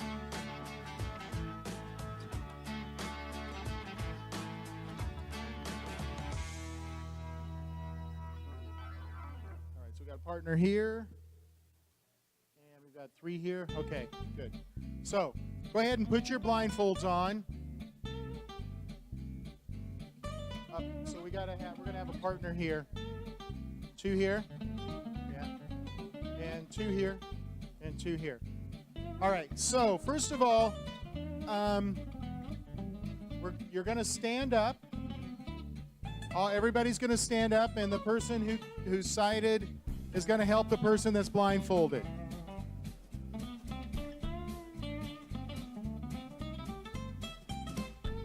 Up, everybody's standing up. You're standing up. Make sure you have room. You're going to have space.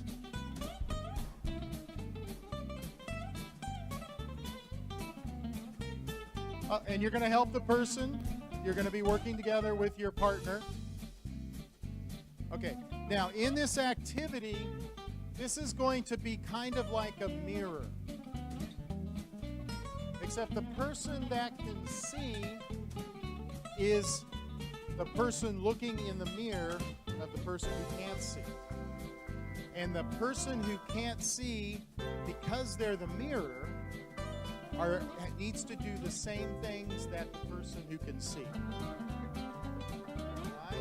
So, how are you going to help them do what you're doing? Now, you can face each other. Okay, you can face each other, or you can be back to front, however you want to do it. But think of it as a mirror. Now, I'm going to, as I say the story, all of you need to be doing the same story. All right? Are you ready? All right, so you're working together. All right, here we go. You're a tiny, tiny seed. Curl up really small.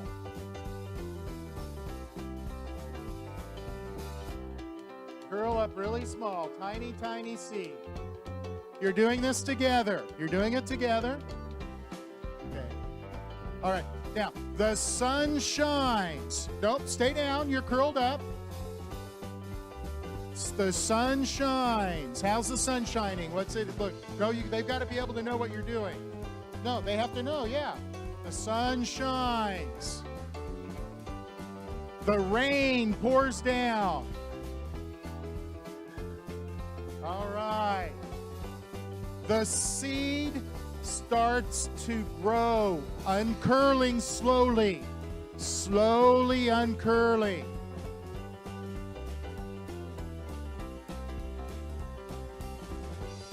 Now, slowly stand up. Yeah. Stretch your arms up. Slowly, the plant grows higher and higher and higher. Now the leaves start to grow wider and wider and wider. Now the wind starts to blow. The plant sways in the wind.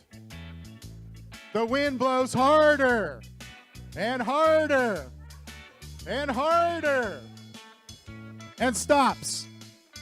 Relax. Excellent. Okay, switch blindfolds.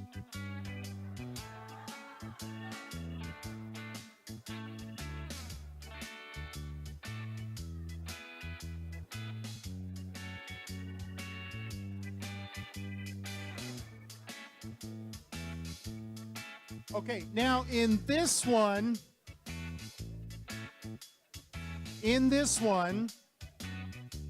you don't have to, if you don't have to touch if you don't need to. Because now remember, blind people know things. They know the wind, they know the rain, they can feel sunshine, right? So now, so we're going to change this a little bit. Blindfolded people, do the actions you know. Okay? You can just do them. Sighted people, do the actions. If you notice that your partner isn't doing anything, help them to do it. Okay? But only then. Otherwise, let them do what they do. Okay? All right. Now, one thing, we need to make sure we have space. So, blindfolded people, help your sighted people make sure they have enough space to do their stuff.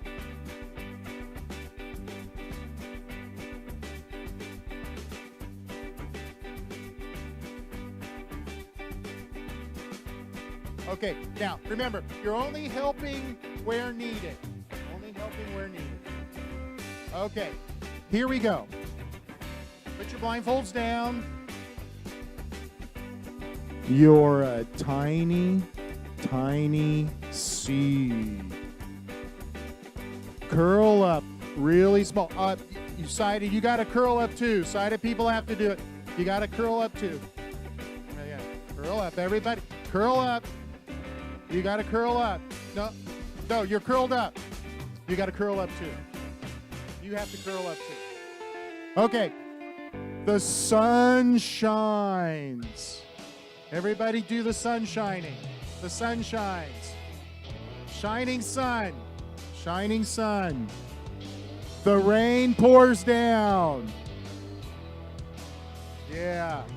The seed starts to grow, uncurling really slowly. Now slowly stand up. All right. Stretch your arms up. Slowly the plant grows higher and higher and higher. Yeah. And the leaves grow wider and wider and wider. Now the wind starts to blow. The plant sways in the wind. The wind blows harder and harder and harder and stops. Relax. All right. Good. Excellent. Okay, we're not done. Stay standing up.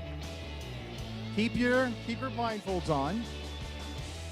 You're not going to change yet. We're going to stay the same right now. Now, we're going to do the story again, except now you're artists. Artists. Now, the artist is going to draw a painting on the back of their partner. So now, listen. It doesn't matter if you have a blindfold on. You can be the picture, or you can also be the painter. The person with the blindfold can paint first if they want to. You guys can decide. Yeah. Actually, you could do three.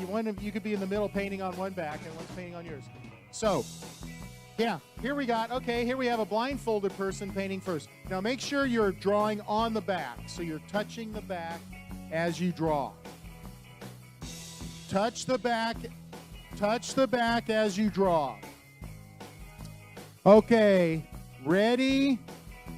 You're a tiny, tiny seed. Curl up really small.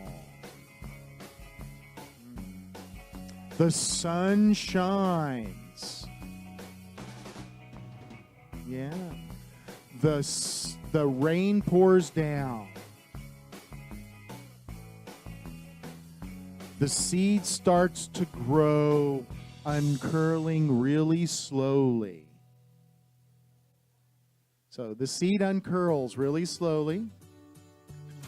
Now, slowly stand up. Stretch your arms wide.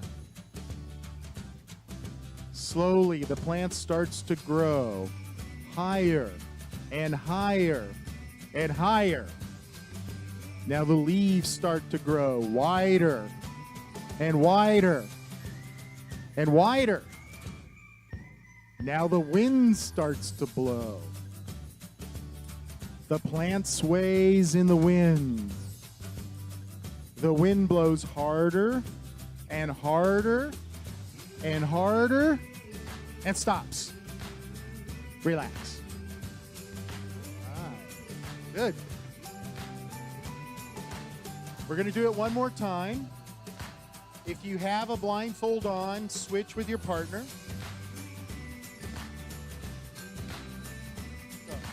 If you are wearing the blindfold, switch.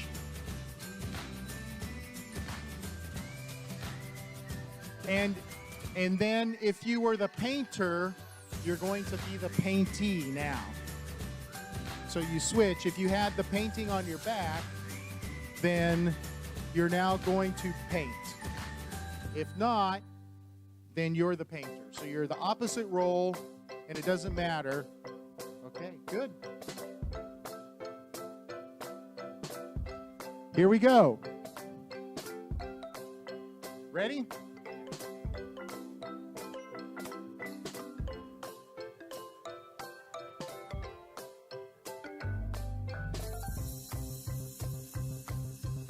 Okay, both blindfolds down.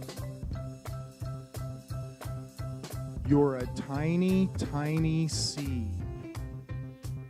Up, start doing the painting. Curl up really small. The sun shines. The rain pours down. The seed starts to grow, uncurling really slowly. Slowly stand up. Stretch your arms up. Slowly, the plant grows higher and higher and higher. Now the leaves start to grow wider and wider and wider. Now the wind starts to blow. The plant sways in the wind. The wind blows harder and harder and harder and stops. Relax. All right, you can sit down now.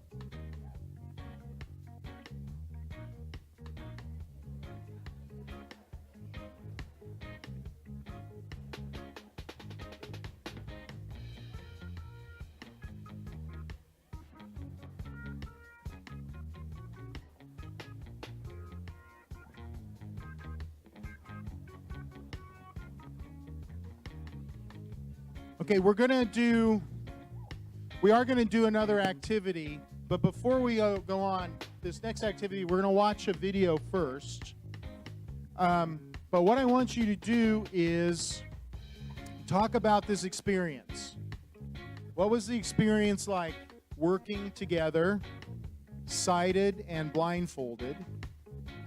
And what was it like being physical, touching each other, doing things physically?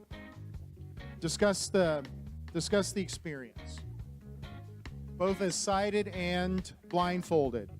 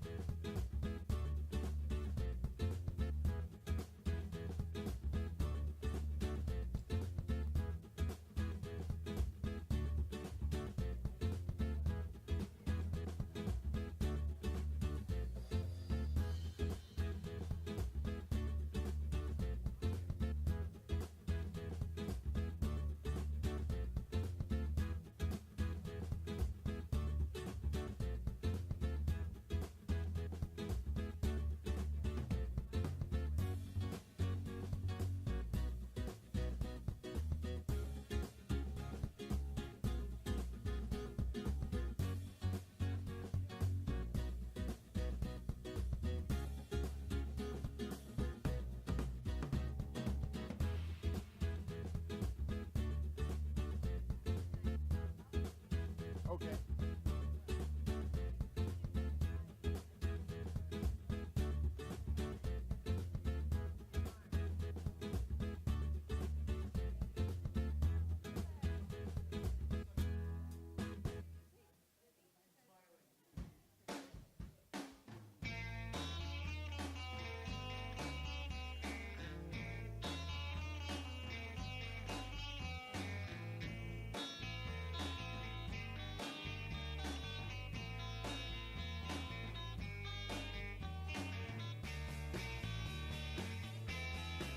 Okay, and I see some drawings. That's interesting because that's where we're going next.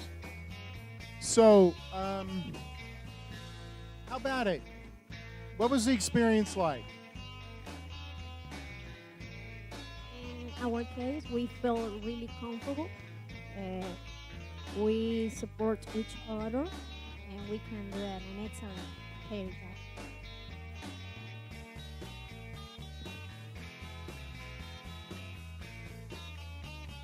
Okay, thanks for that. So support and comfortable.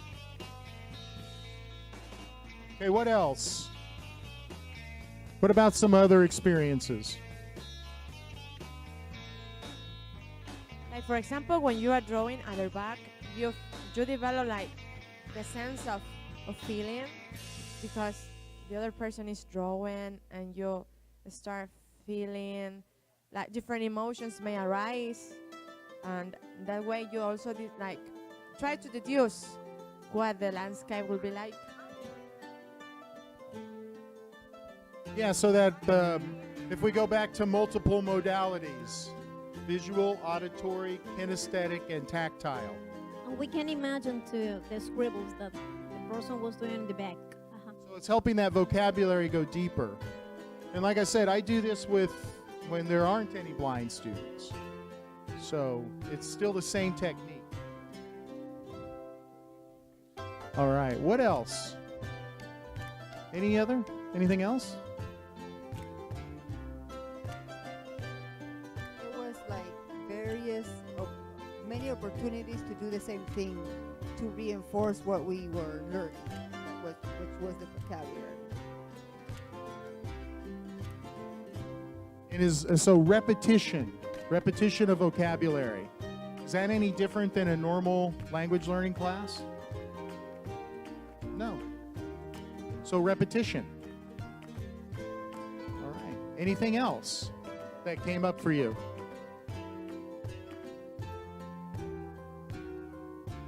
About the experience, just as a learner, yeah. And it could be either blindfolded or sighted. Okay, good. Yeah, so I think for me, again, I think it's a nice way, it's a great way if you do have a blind student or blind students to make them inclusive, and also to bring in some of the things that they talked about in the first video. But the second thing too is it's pretty normal. I'm not really, so when I do this when everybody's sighted, it's just a mirror. And they're not really, on the mirror part, they're looking in a mirror and doing the activities. Then they do the painter and the easel, I call it. The easel is with the canvas. The painter and the canvas. And there they're touching. But the only difference here with the blindfolds was if they needed help, if they weren't quite understanding, then you could touch and help. But other than that, it's the same. I'm bringing that up. I think it's important. It doesn't take much to modify an activity. It's actually very easy to integrate a blind student. And they can do a lot. And in fact, blind students know a lot of the vocabulary and they have their own actions. Yeah. Now it's interesting, you were doing sunshine like that. I've had blind students that do sunshine like this. Because for them it's warmth on their face. Yeah? So I've seen them touch them, and you did the hand. Yeah, but it's very interesting, kind of like this, with this feeling on their face. So some of what's really interesting is letting them do their own gestures initially, because I get to see what they think. I get to see what they experience. I get to see the way they view the world. So for me, that's really fun, and it's actually very interesting. Use that vocabulary. Yeah, yeah. In order to use it with others too. Exactly. But we're all seeing, and it's just another way of interacting and seeing the world. Okay. Yeah, you can keep it. Thank you. Okay, we're going to, there's one more part to this lesson, but before we do it, it's actually drawing. Yeah, I see some. So I'm going to show you a little video. It's a man blind from birth. He's blind from birth, and he's drawing pictures. So let's go ahead and watch this, and let's see what he does. I really like this guy. If you want to go on YouTube, you can see a lot of his videos. He talks about what it's like to be blind. It's really a great learning experience.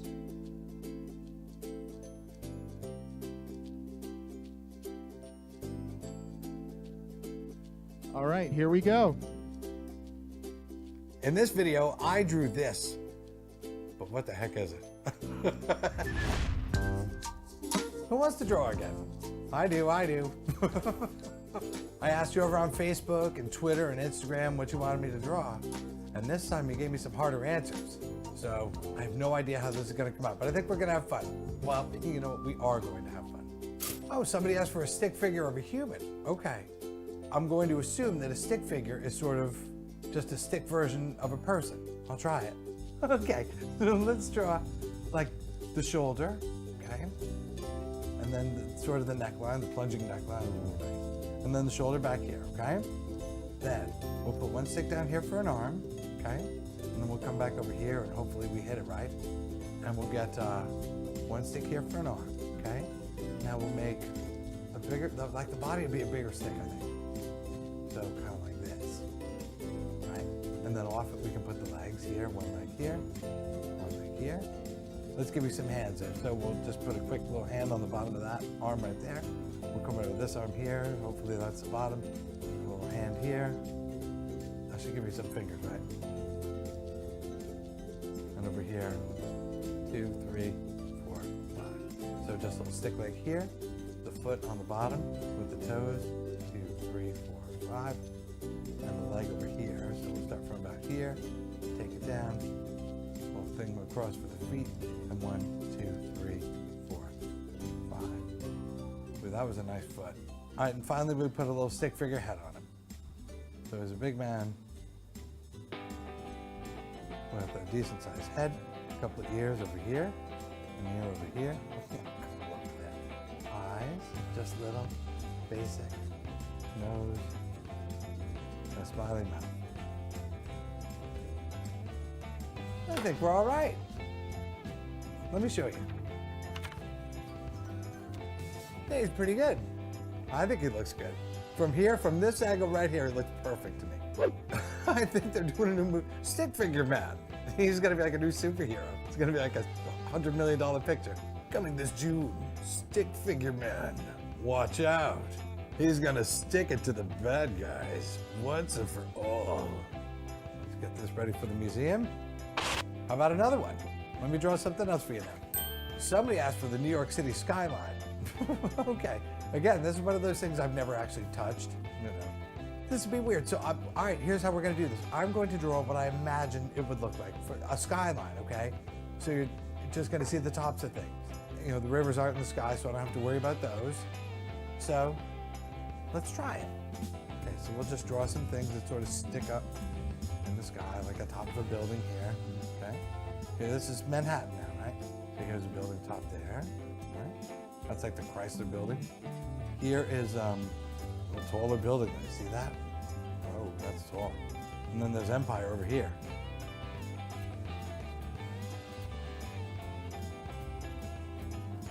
Right? Let's say it's at night, so it may be a moon, okay? And it's like a half moon tonight. Nice, right? There's about half the moon. See, so you can see that above these buildings here, But when you get over towards the tall building, the big skyscraper, you can't see the moon because that's how high that building is. All right, you want to see? Let me show you. Beep, beep. Hey, get out of my way. Hey, what's wrong with you?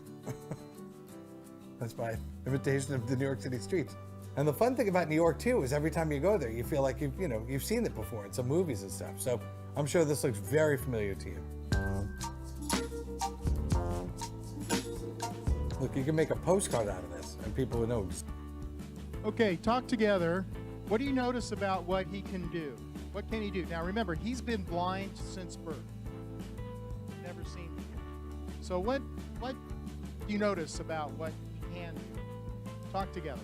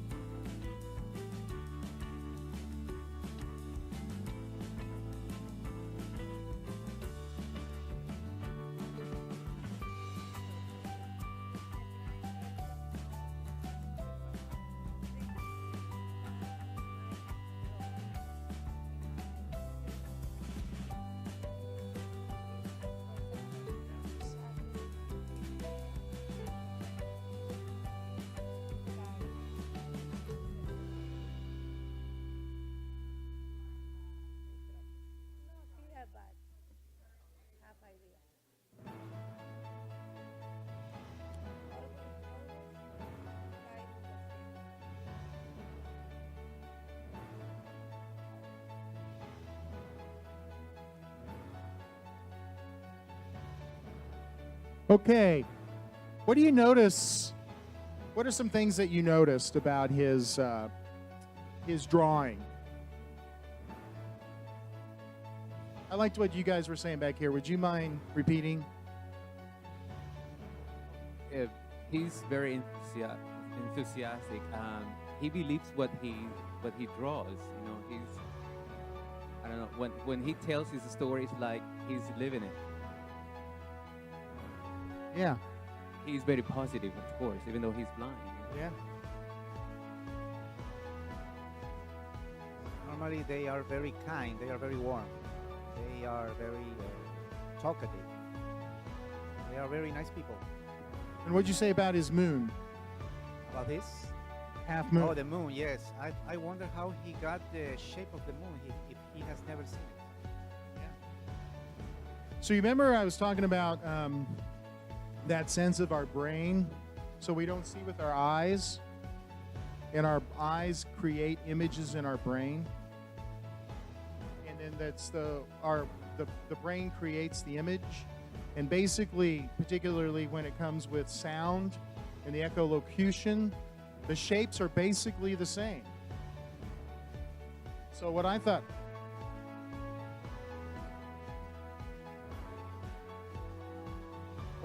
was interesting, okay, so look at this picture.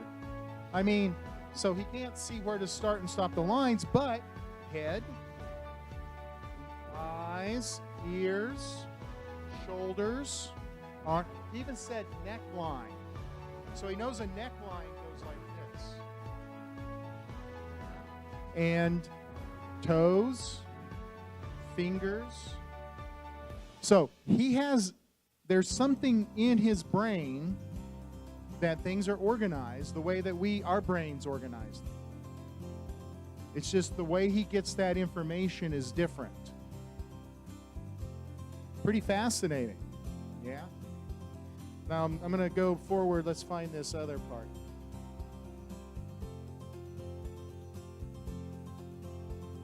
I love this part, right? So, New York City skyline. He's never seen a skyline. Yeah, isn't that incredible? And he goes, and he knows the Empire State Building, and he has this concept of higher. it's higher. And the concept of a half moon. Yeah, and the buildings. And he said, the Chrysler Building's over here, the Empire State Building's over here. So he's looking downtown. So that's a typical downtown view. And he even said, except when you're looking at the moon from a higher building, it blocks the moon. You can't see it. So he even said that. Yeah. Yeah. So it's really, to me, it's more about what can you do? What the capabilities. I mean, it's pretty striking. And these concepts, these universal concepts. Okay, now, you're going to draw. So we have this story of the tiny seed. I want you to take your paper, you're going to put 4 parts to your paper. 4 parts, yeah, 4 sections. There's some more paper here. So basically, on your paper, and I'll just do it here.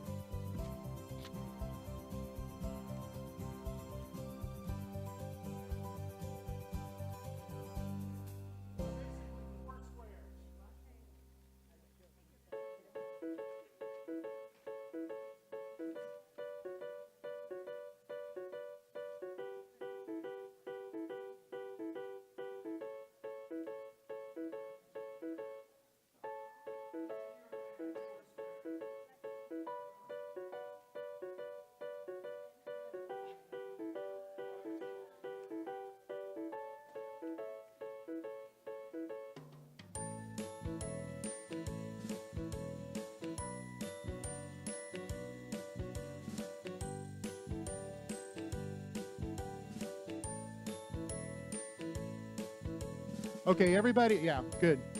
So, what I want you to do, you're going to draw this story. So you've got four windows. What are we going to do? Everybody is going to draw a story from beginning to end.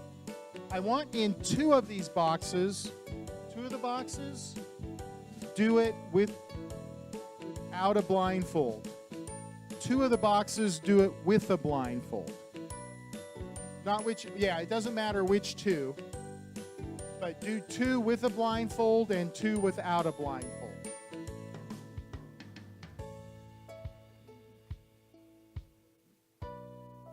You're drawing the story, 4 parts, beginning to end. 2 of them with a blindfold, 2 of them without a blindfold. You can if you want. All right, do you have your own paper? What you're going to draw. That story.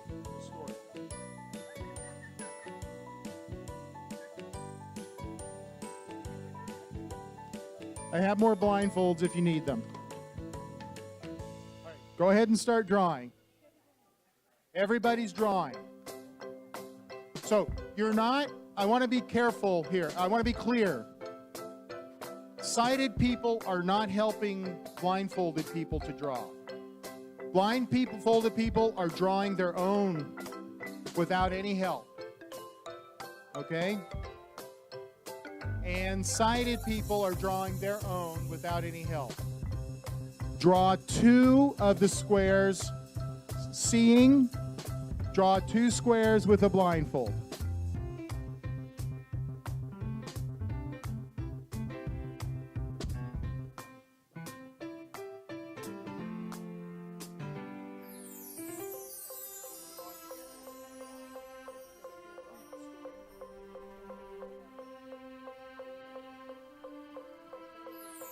So you're drawing this story from beginning to end. The tiny seed story. Drawing the tiny seed story.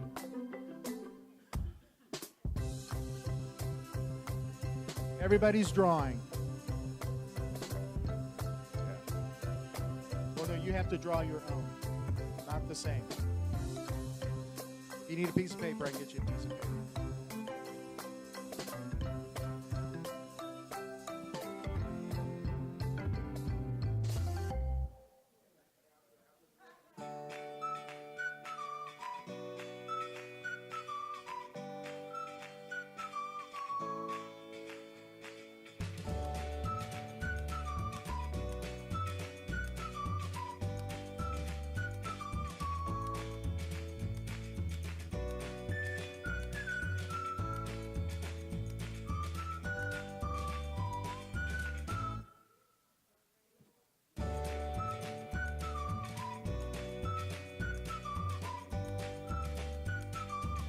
No, you're drawing, you have 4 squares, and inside of those squares, you're drawing the tiny seed story from beginning to end.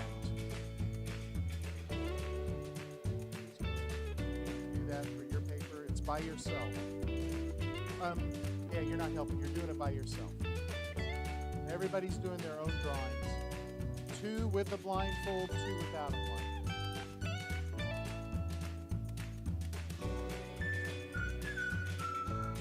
All right. So are those your 2 with the blind?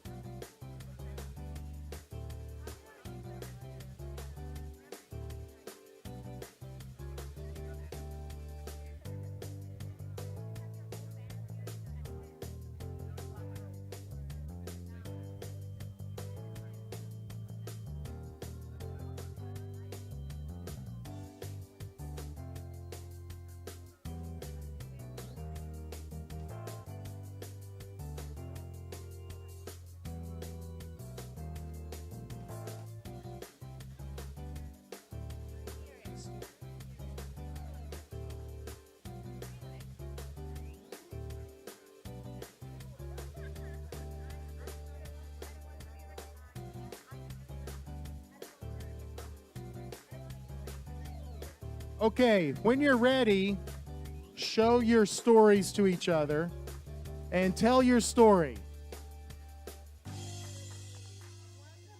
Show your stories and tell your stories to each other. Oh, but you only did one. Did you do 4? You're supposed to do 4. No, you're supposed to do all 4.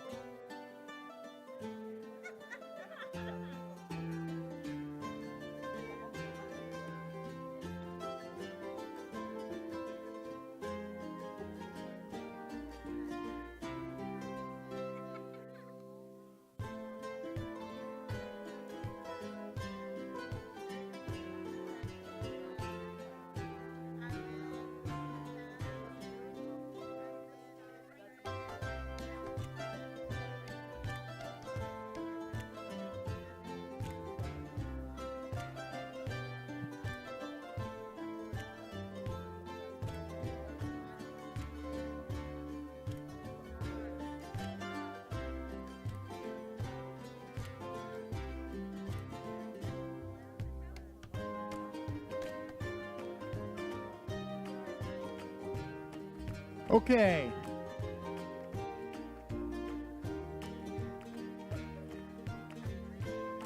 All right. So it was kind of interesting.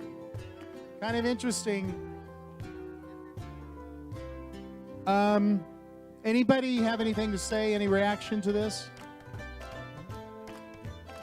I think the big thing is if you have a blind student and you want your students to draw in class, it's okay.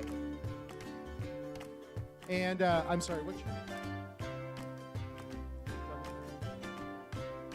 Janina. So it was great. Janina's blind student showed them how they draw. Yeah, and so she had a technique. She learned a technique from her blind student.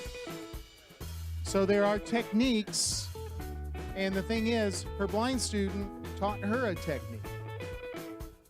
The most important thing is our students all know things. And blind students know things coming in. And again, it's about our beliefs and what we're comfortable with or not. Also, what I thought was interesting, the instructions, and we can talk about my instructions, whether they were good or not, but there was a lot of misunderstanding in several tables. Not everybody. That's normal. All right? It's not about being blind or not. Okay? So when you're working with students, there are going to be misunderstandings. But, again, that doesn't have to do with being sighted or not sighted. So remember that. I think that's an important, for me, that's an important lesson. Okay. We don't have much time left. So what I'd like to do is just look at color. Blind learners and color, or blind people in color. So, yeah, I've got a couple of short videos, and I think they're funny, they're interesting. But if you read the literature, the thing is, talk about color, use color.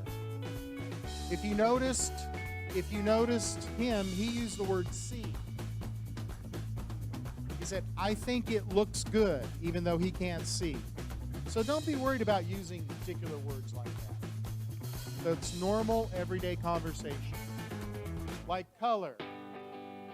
Red apple. Green bush. Blue water.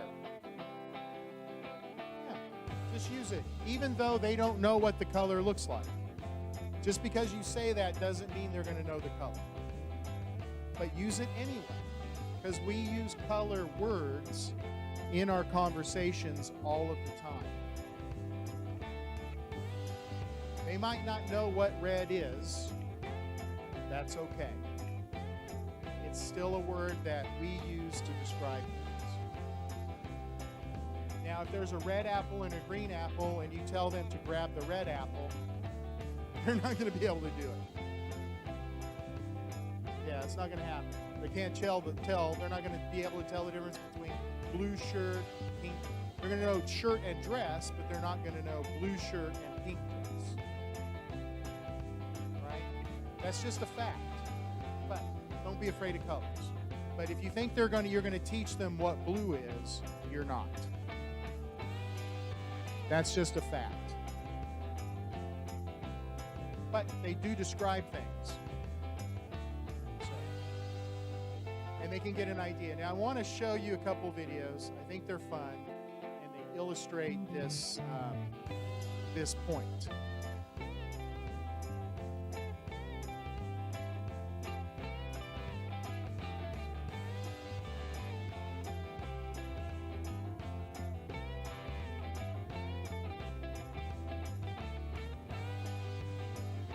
I'm totally blind. I am as blind as a bat.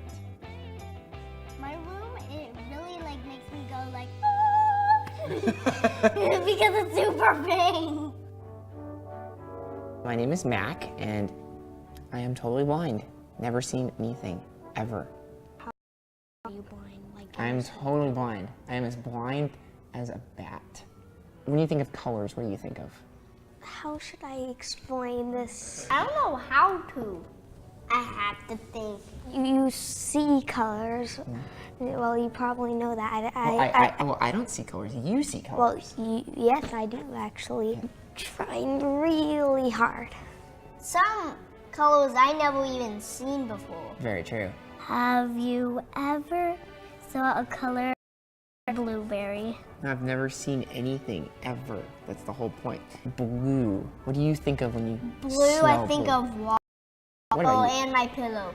Your pillow? Like Steven's shirt. Well, he can't see my shirt. But I mean, like his. But no, he can't see. I can't see that. But what sound do you think when you think of blue?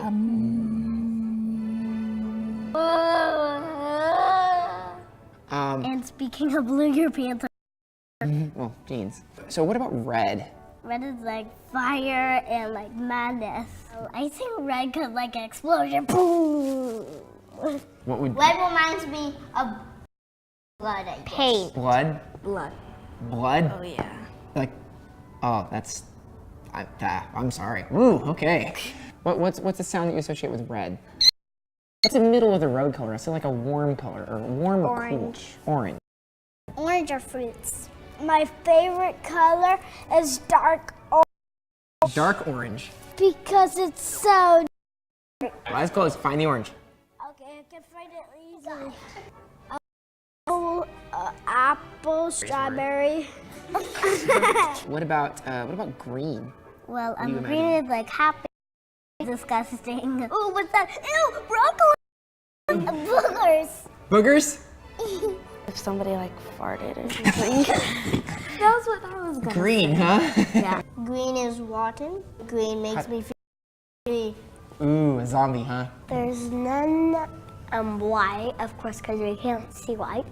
And no black. See white. Like, can see white. Did he say he can't see white? No, we can't see white in a rainbow.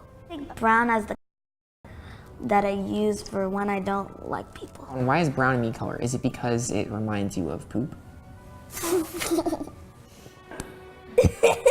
And then yellow would be like the kid who's a good never sits still, like, oh hey, how are you doing? Like yellow, light. Sounds like when you like when a box is like tumbling off a hill or something. What would you associate like Taylor Swift? I know. Bright, peppy, girlish, pink. Nothing bad. Unicorns exploding in my mouth. Oh my god. Unicorns exploding in your mouth. I learn something new every day.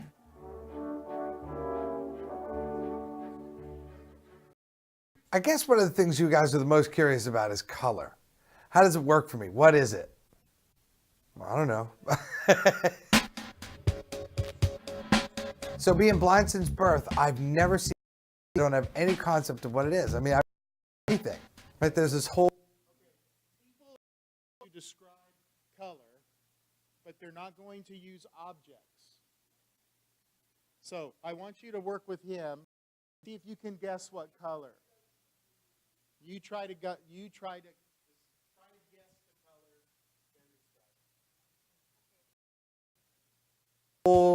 part of vocabulary of language that doesn't mean anything to me.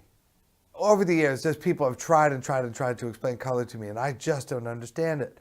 I think the best way to show you is to try and explain to someone who's never heard before what the ocean sounds like or what the birds sound like. And that's for me.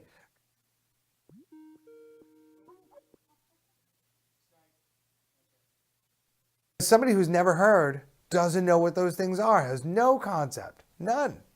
And people will try and explain a sense with another sense. It's like the way this smells, maybe that's what a particular color, what? So you're gonna explain what color looks like by my nose? That doesn't make any bloody sense at all. So when somebody says something's red to me, I don't quite get it. I know that red is fire, or a stoplight is red. Or when someone says you're in the red, you know, that means you're in some trouble, like financial trouble. Again, just stuff that I picked up from hearing about it. What it looks like. Blue. Blue is the water is blue. Cold or blue. The sky is blue. Now, how can the sky and ice be the same thing? That's weird to me. But it's very, what's that? Same color. Same color means two completely different things. I don't get it. I hear a lot about orange. Is an orange actually orange? The fruit? I know nothing rhymes with it. There's nothing that rhymes with orange, is there? Way to go, orange.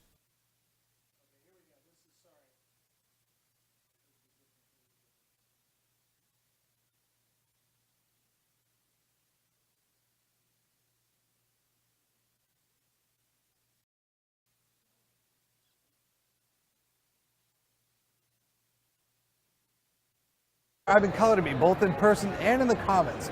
So I want to see how much I've learned. Play a little game and see if I can guess the color.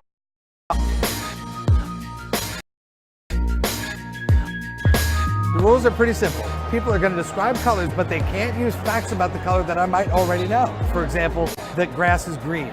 So they're going to describe how the color and how it makes them think, and they'll have seconds in which to do it. 3, 2, 1, and go.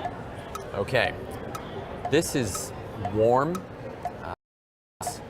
It's also kind of pungent and sharp. It's very appropriate for Southern California, where we are. It makes me bright, and it makes me think of, you know, it makes me, it would be the color that came to mind with happiness also. It would, it's all that you see in the bathroom sometimes. God.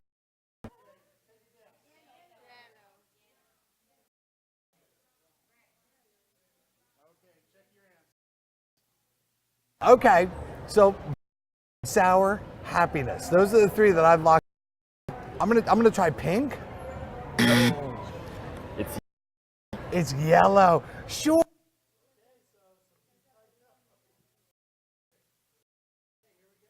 Sure, yellow is sad.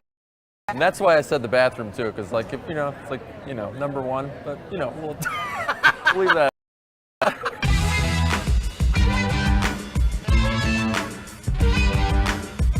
And go.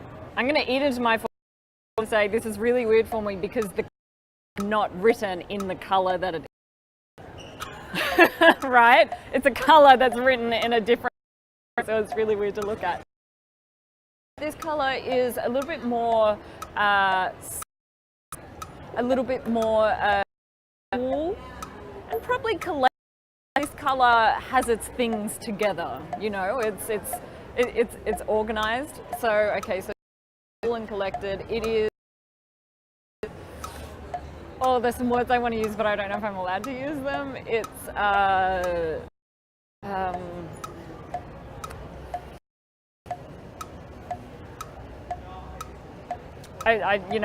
don't know.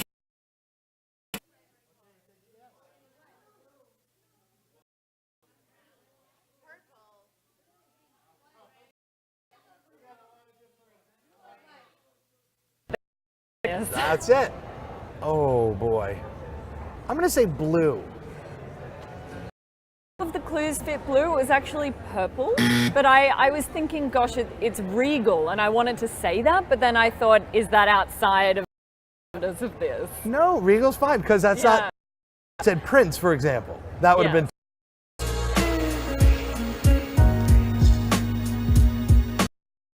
And go. It's, I want to say it's like organic or color. Something that is very, it's a very common color. You can get in, I don't want to say specific things. Let's say, mellow, maybe, word. You can find it in around just like in it. Let's see. Oh, this is harder than I thought. Still got a few seconds. Let's see. Okay. Said organic, earthy. Done.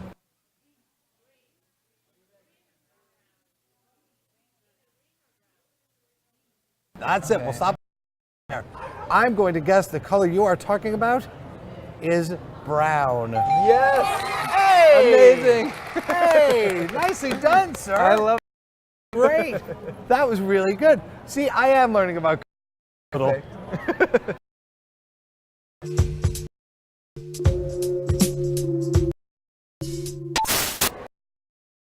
This color is light, it's pure, it's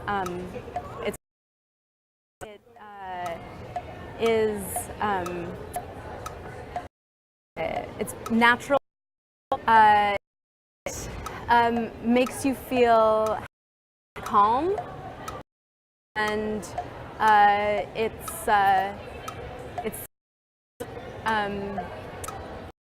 if it had a flavor, it would be maybe but mellow. Oh gosh, this is tough. Okay, that's it.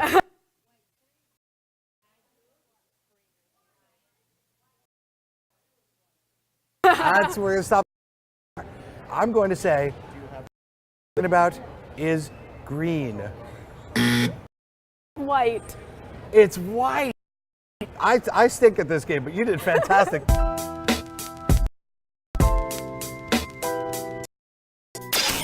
And go. It makes you warm and happy and positive emotion.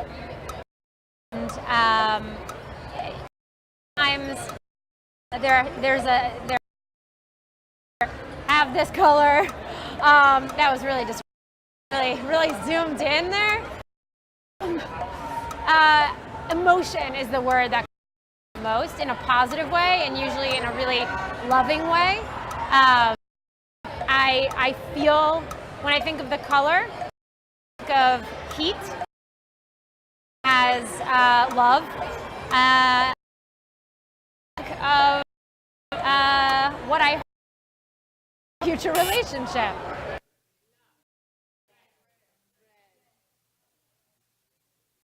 That's it. We'll stop the clock.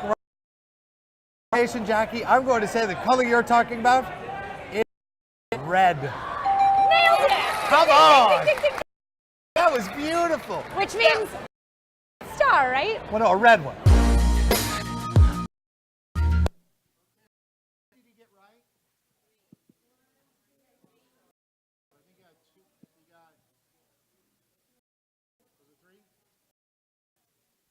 But still, he doesn't know what they look like.